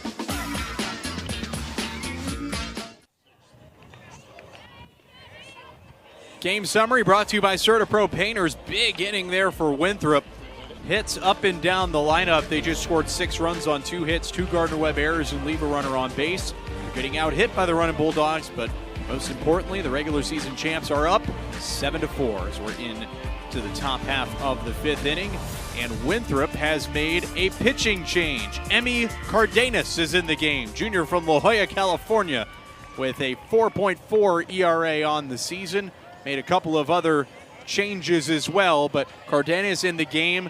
Joanne, you talked to Coach Fuller before the game. This was expected. Yeah, she told me that they were going to put Lana in, but they were planning on putting Emmy. What you're going to see from her is a drop ball, off speed. One thing that Coach Fuller really emphasized to me is that her numbers aren't always flashy, but she's a really solid pitcher, and that her numbers don't necessarily reflect how great of a pitcher she is. The hitter, as pitch is now 1-1 count, is Caitlin Colley, followed by McMahon, Waters, and Caroline Johnson.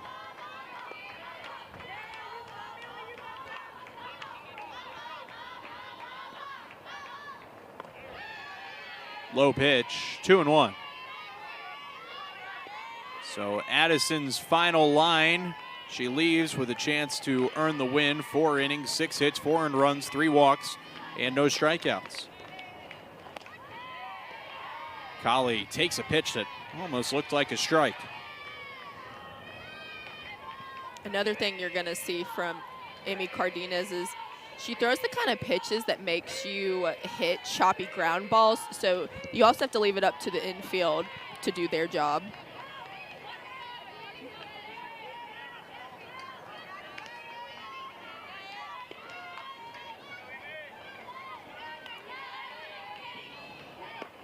Ended up being 10 hitters in the inning for Winthrop in the bottom of the 4th. Now have firm control here, but we know if Garder-Webb can do anything, they can swing it. That one's foul. One of the best offenses in the Big South.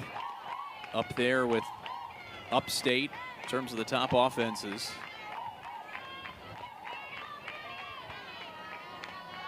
Three balls and 2 strikes. Yeah, Garder-Webb's batting average is .325, which is second in this conference. Cardenas winds and fires the 3-2. Off the plate, ball 4. Lead-off walk, exactly what the doctor ordered for Garder-Webb. Yeah, as long as you can put a person on base, that gives you a chance to have somebody to come to home and add a run to your efforts. Bottom half of the order, back to Madden, McMahon, Waters. We saw Lily Deaton, who pinch ran for her in the last inning, go out to right field. Now a re-entry.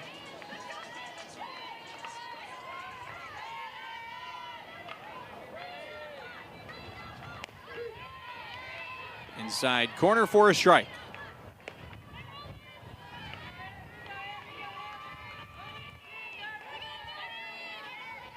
And Waters singled, was taken out for a pinch runner. Lily Deaton ended up scoring. 0-1. Cardenas misses down. Cardenas in her 3rd season at Winthrop out of California.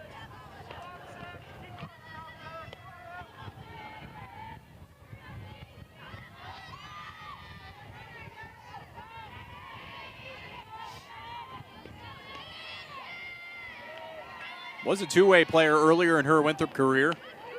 Puts it on the outside corner, 1-2. Her last outing came in that Radford series to wrap up the regular season, a complete game winning decision, a 4-3 Eagles win. Gave up 9 hits, 2 earned runs, 2 walks, and a strikeout off the plate.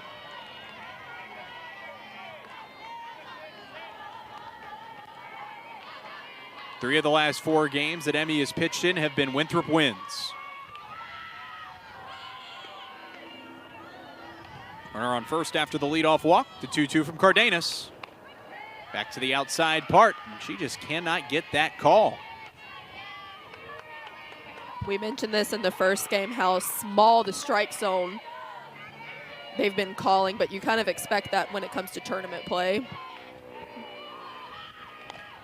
Grounded toward shortstop. Buckner decides to go to first. That was the right decision. Wouldn't have had a play at second. Colley advances, and there's 1 out in the top of the 5th.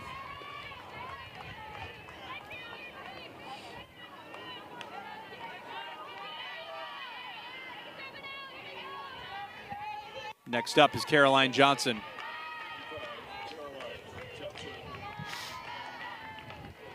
Winner of this game gets USC Upstate tomorrow at noon. This is flown into right field.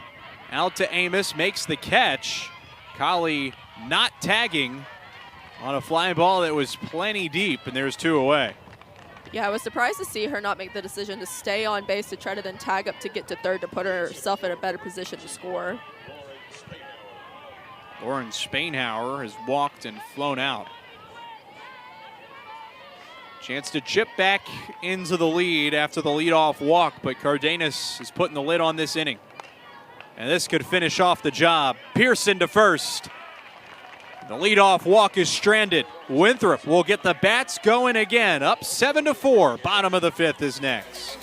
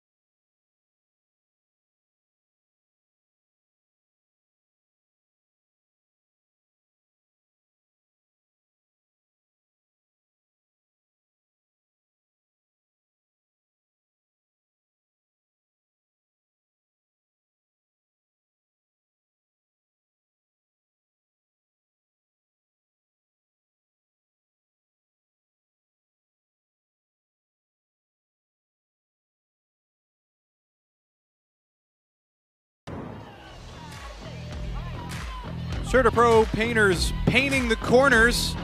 This is it. This is the only strikeout of the game so far. A looking strikeout from Allie Stidham to Tabitha Perry back in the 2nd inning. That's CertaPro painters painting the corners. Remember, when choosing a painting professional, the choice is simple. Choose happy, choose CertaPro painters. Upstate is happy. 1-0 winners. They're into the winners bracket tomorrow, and they're hanging around their home field to watch the rest of the action. Winthrop ahead 7-4.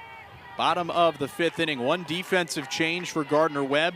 Jalen Teneo is into the game playing right field. She will bat 3rd in Allie Stidham's spot.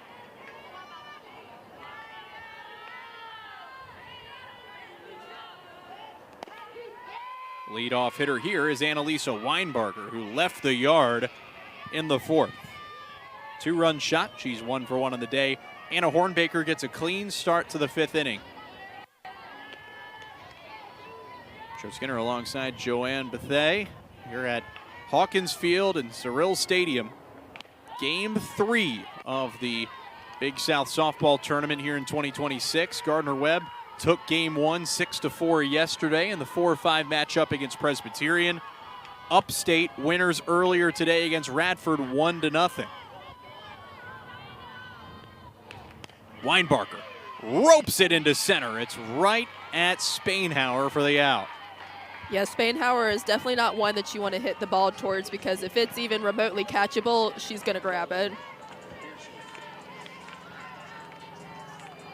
And Gardner-Webb getting another pitcher loose. It's Hannah Fry. You see there down the right field corner. Perhaps a break glass in case of emergency option for the running Bulldogs. Carly Pearson, first pitch swinging, roller to short. McLaughlin whips it over. 2 outs. How about just over the course of the tournament, the 2.5 games we've played so far, the shortstop defense we've seen from every team has had great shortstop play. I think that might be a point of emphasis in recruiting for teams in the Big South. McLaughlin making the play there as the first pitch to Tabitha Perry is down and away. Baxley Arnett for Presbyterian yesterday made a bunch of plays. I should say earlier today, Grace Bechtel for Radford and Abby Polk for USC Upstate. Showing off how to play the position. Perry's 0 for 2. Struck out looking and reached on an error. 1 ball, 1 strike. Well, that's such an important position and tends to be one of the more athletic people on your team that plays that position. Fry still getting loose. Hornbaker will take a 1-2-3 inning, and she just might get it. McLaughlin finishes it off. Gardner-Webb with a little spark as they set down Winthrop in order. We go to the 6th. Gardner-Webb chasing 3 runs against number 1 seed Winthrop.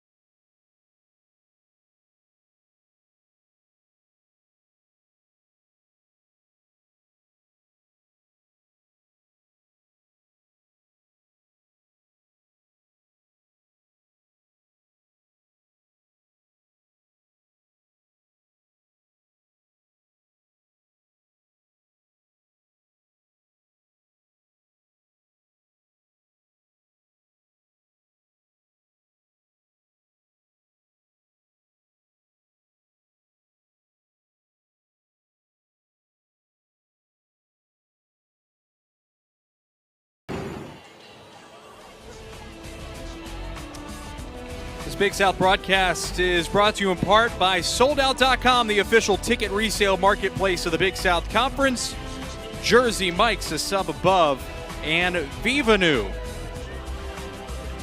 I didn't think we'd be back on camera for this game, yet here we are.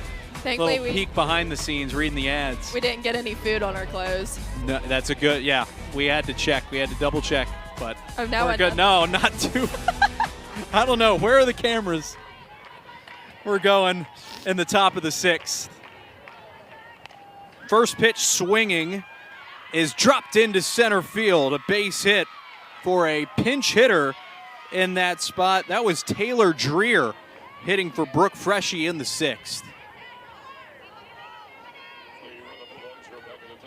Dreer started at the catcher position yesterday against Presbyterian. She comes off the bench and delivers a single.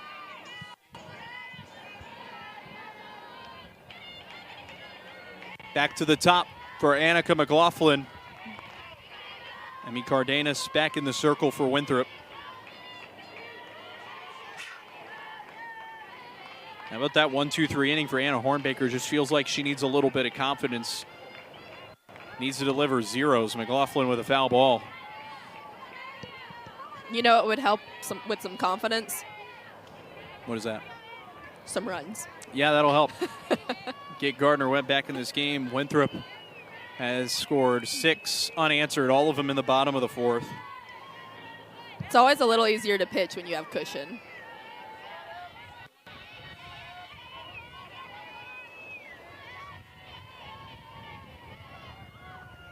1-1.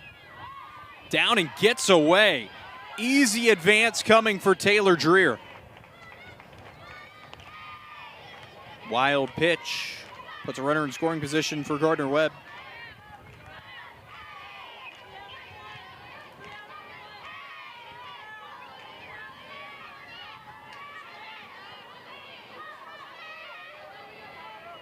Wouldn't be the first time that Garder-Webb's had to come back in this tournament. They did it against Presbyterian yesterday. McLaughlin lines it, shallow center, down for another hit. Play at third, safe.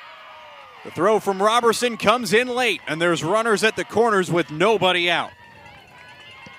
Dreer did a good job giving herself a little heads up there and then using her speed to make it safe on the third. Taking another look here. As I said before, she gave herself a good head start, but listened to the third base and got down when she needed. And now the tying run comes to the plate. And Garder-Webb will bring on a pinch runner for Dreer and re-enter Brooke Freshy, who was supposed to hit in that spot, but was over 2. Garder-Webb coaching staff pushing the right buttons. Freshy now re-enters and is running at third.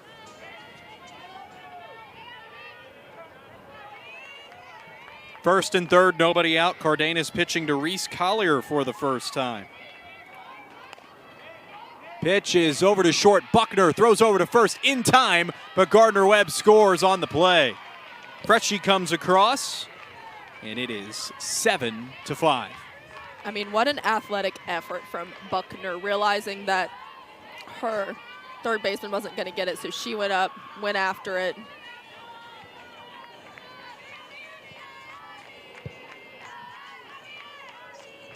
So we saw kind of some real lineup manufacturing here from Garder-Webb. Jalen Teneo came in to play right field in the bottom of the 5th in Stidham's spot. Now you've got a re-entry in the 6th of Allie Stidham. 1 for 2 with a walk and a single. Strike 1 at the knees.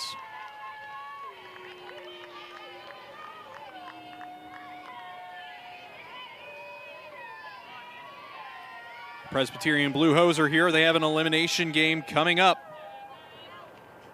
Stidham grounds it up the middle. It's through. Robertson comes up throwing for home. It's cut off. Back to second. Out.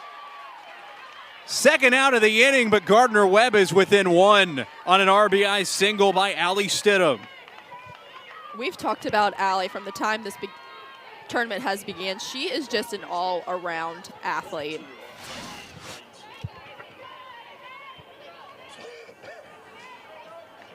Getting a hand on the plate to score. Stidham thrown out. Back at second base, so the bases are empty for Maggie Knight.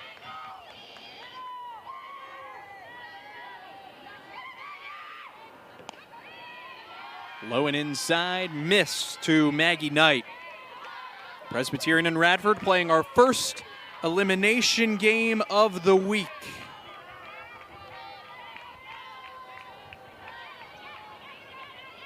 Knight is 1 for 2. Down and in, 2 balls, no strikes.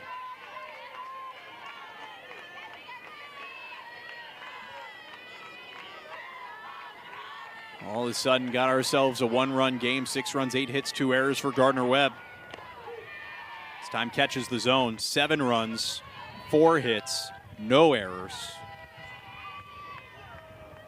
for Winthrop. It's been a hard-fought game number 3 of the tournament. Knight, little bit under it. Oh, what a scoop catch by Amos for out number 3. It was sinking fast. Garder-Webb gets 2 back from Reese Collier and Allie Stidham. It's a 1-run game going to the bottom of the 6th.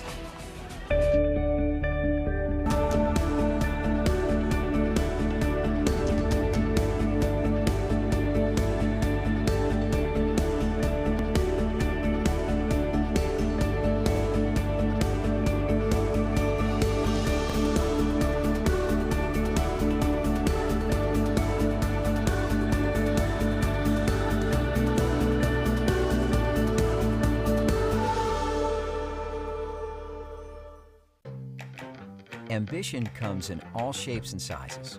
At First Citizens Bank, we roll with your goals because we're built for what you're building. Fit for your ambition. First Citizens Bank. Goals don't always fit inside the box. At First Citizens Bank, they don't have to. We have solutions for ambitions of all shapes and sizes. Lose the box, get the ball rolling. Fit for your ambition. First Citizens Bank.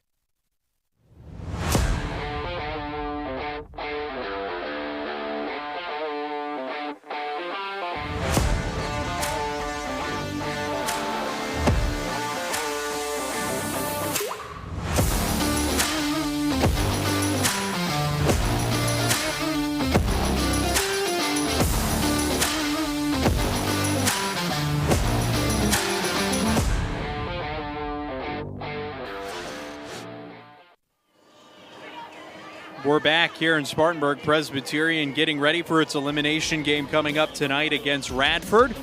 Number 3 seed Highlanders fell this afternoon to USC Upstate. Presbyterian lost yesterday to Garder-Webb, and now we're in another fight here in this tournament. Bracket brought to you by Vivanu. More substitutions for Garder-Webb defensively.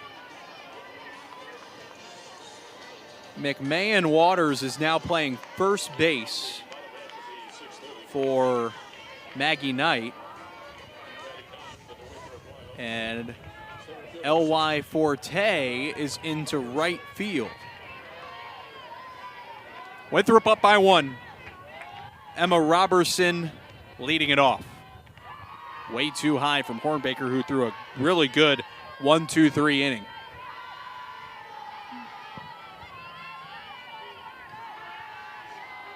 What do you think those Uno cards mean?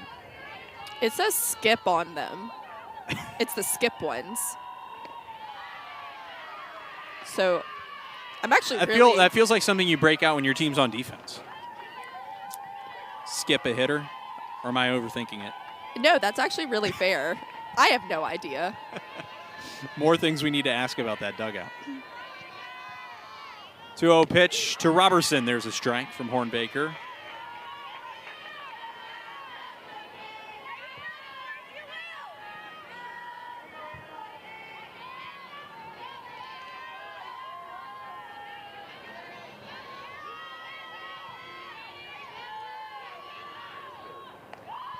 That's down.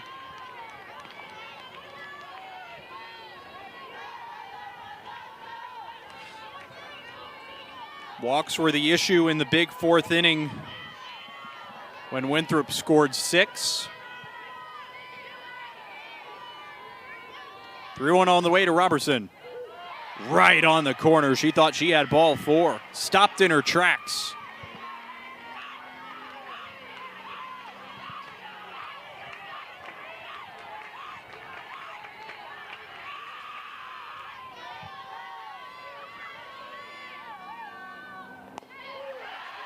Strike 3.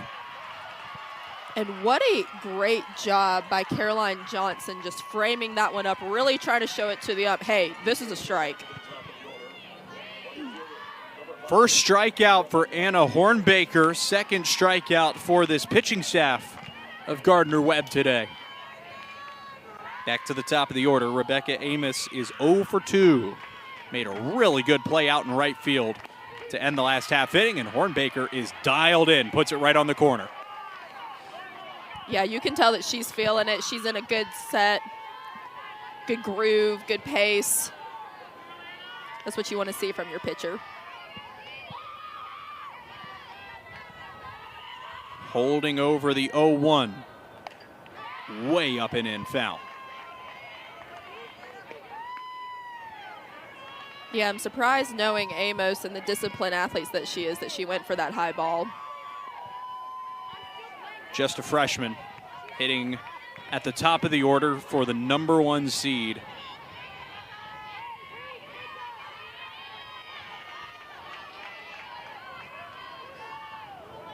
Out of South Stokes High School in Walnut Cove, North Carolina.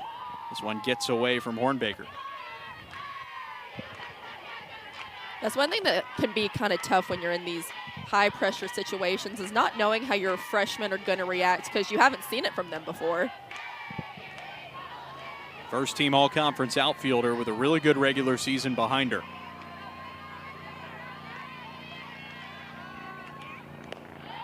Leaves one outside.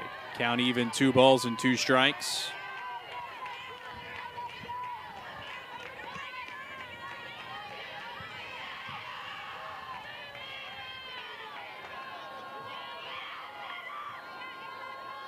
Two. Swung on and missed. In the dirt, Johnson completes the K. Back-to-back strikeouts.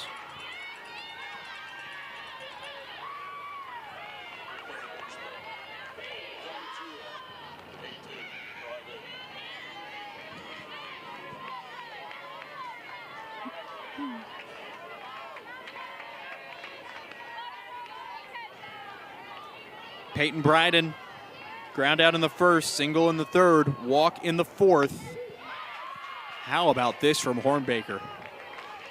Came in as the third pitcher, the third option for Garder-Webb, and has put a halt on Winthrop's offense. Has not allowed a run. Down and in. Yeah, the Garder-Webb staff told me that she's come on strong here recently, and if there's ever a time to get hot, it's now in the Big South tournament.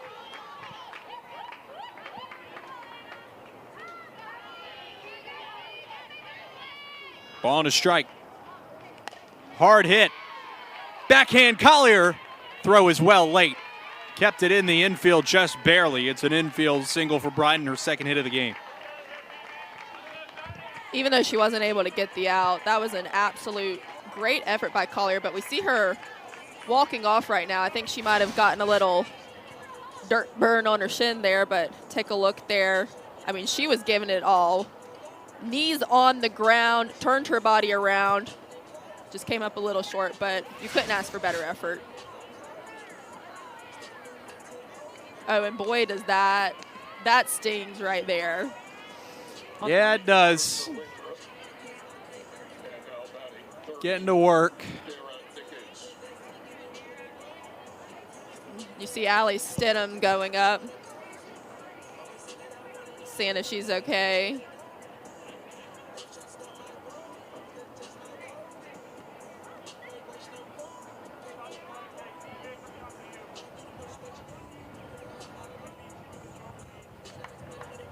So a quick injury timeout. Bottom of the 6th inning, 2 outs, runner at first for Winthrop, leading 7-6. I'd like to get some insurance here before they try and finish this thing off. Garder-Webb has Caitlin Cowley leading off. The top of the 7th. Collier back to the diamond, ready to go. Darren Nickens reached on an error last time up. She's 0 for 3.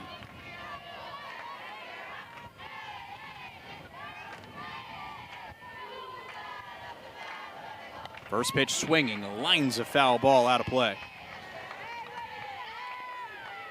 Yeah, if you look, a lot of the batting records for Winthrop's lineup today aren't great. They just so happen to capitalize on some mistakes there in the 4th, giving them 6 runs in just 1 inning, and that's why we're at 7-6.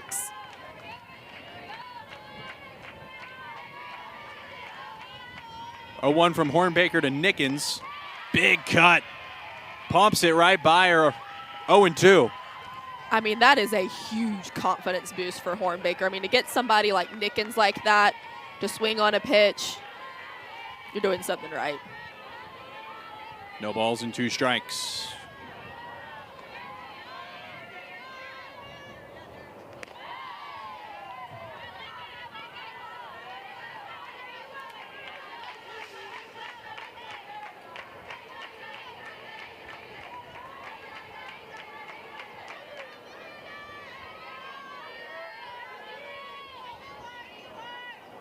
One, 2.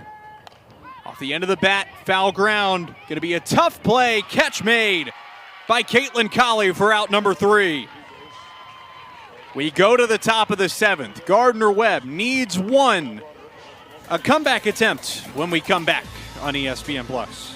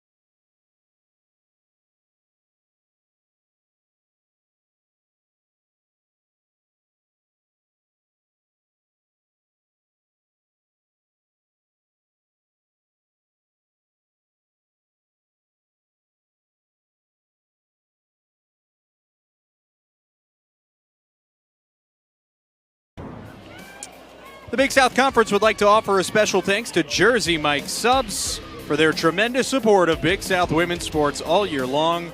Jersey Mike's, a sub above. Top of the 7th. Garder-Webb needs 1 to avoid going into the losers bracket tomorrow. Emmy Cardenas gets it started with a strike to Caitlin Colley.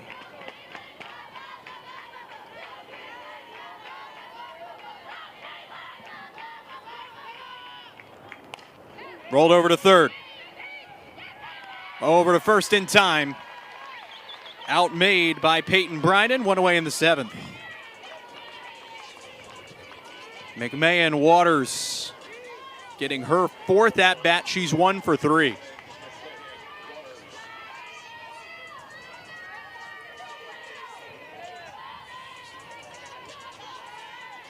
Winner plays tomorrow at noon against USC Upstate. First pitch swinging into right. It's right at Amos. 1 out to go for the Eagles. I'm not counting this team out yet, though. Like I've said yesterday and I've said earlier in this game, they are a team that tends to do a lot with 2 outs. Loser of this game plays an elimination game tomorrow at 2:30 against tonight's Radford Presbyterian winner. And we have a pinch hitter. Addie Stem is holding a bat.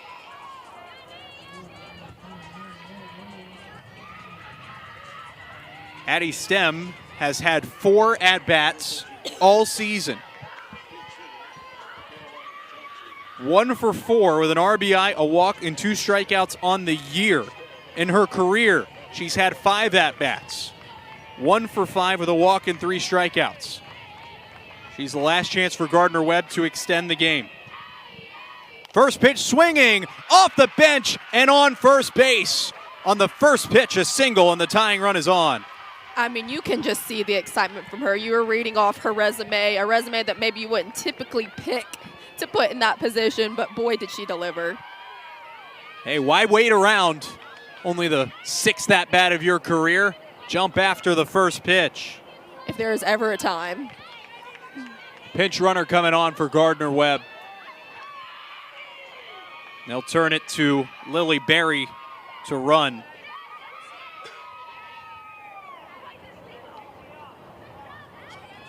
So tying run on base, go ahead run coming to the plate. Lauren Spainhauer is going to hit.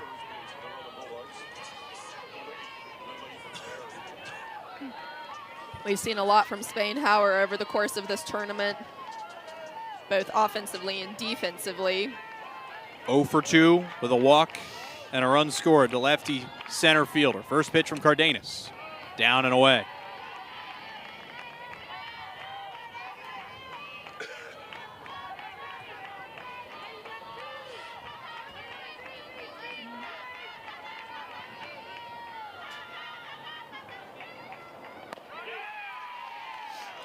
There's a strike to the outside corner. Lily Berry, a pinch runner, has not stolen a base this season. She is the tying run. They'll look to get her into scoring position.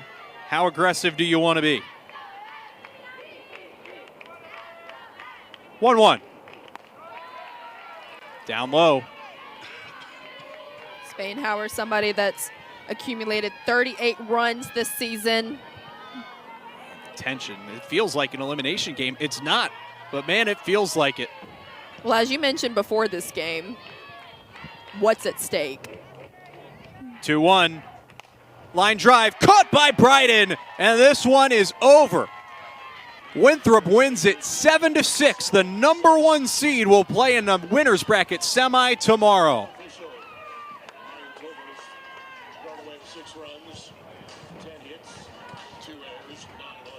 I mean, what a fun game this one has been. 7-6, a big inning for Winthrop to put them out on top. The big inning for Winthrop was their bottom of the 4th, where they score 6 runs, sent 10 to the plate. They use it to fuel a 7-6 win in their first game of the tournament. Winthrop will now play tomorrow at noon against USC Upstate as we get a refreshed look at this Big South bracket. We have a new matchup on the board tomorrow. The number 1 seed will play the number 2 seed in a semifinal with a spot in the championship game on the line. Garder-Webb will go to an elimination game. They'll play the winner of our next game. Coming up, it is Presbyterian and Radford a little bit past 7 o'clock here at Cyril Stadium. As we sign off here from Game 3 of the tournament, Winthrop winners 7-6. The regular season champs are moving on. Coming up next, it's Radford and PC. For our entire team behind the scenes, for Joe Ambathay, I'm Joe Skinner saying so long for now from Spartanburg, South Carolina.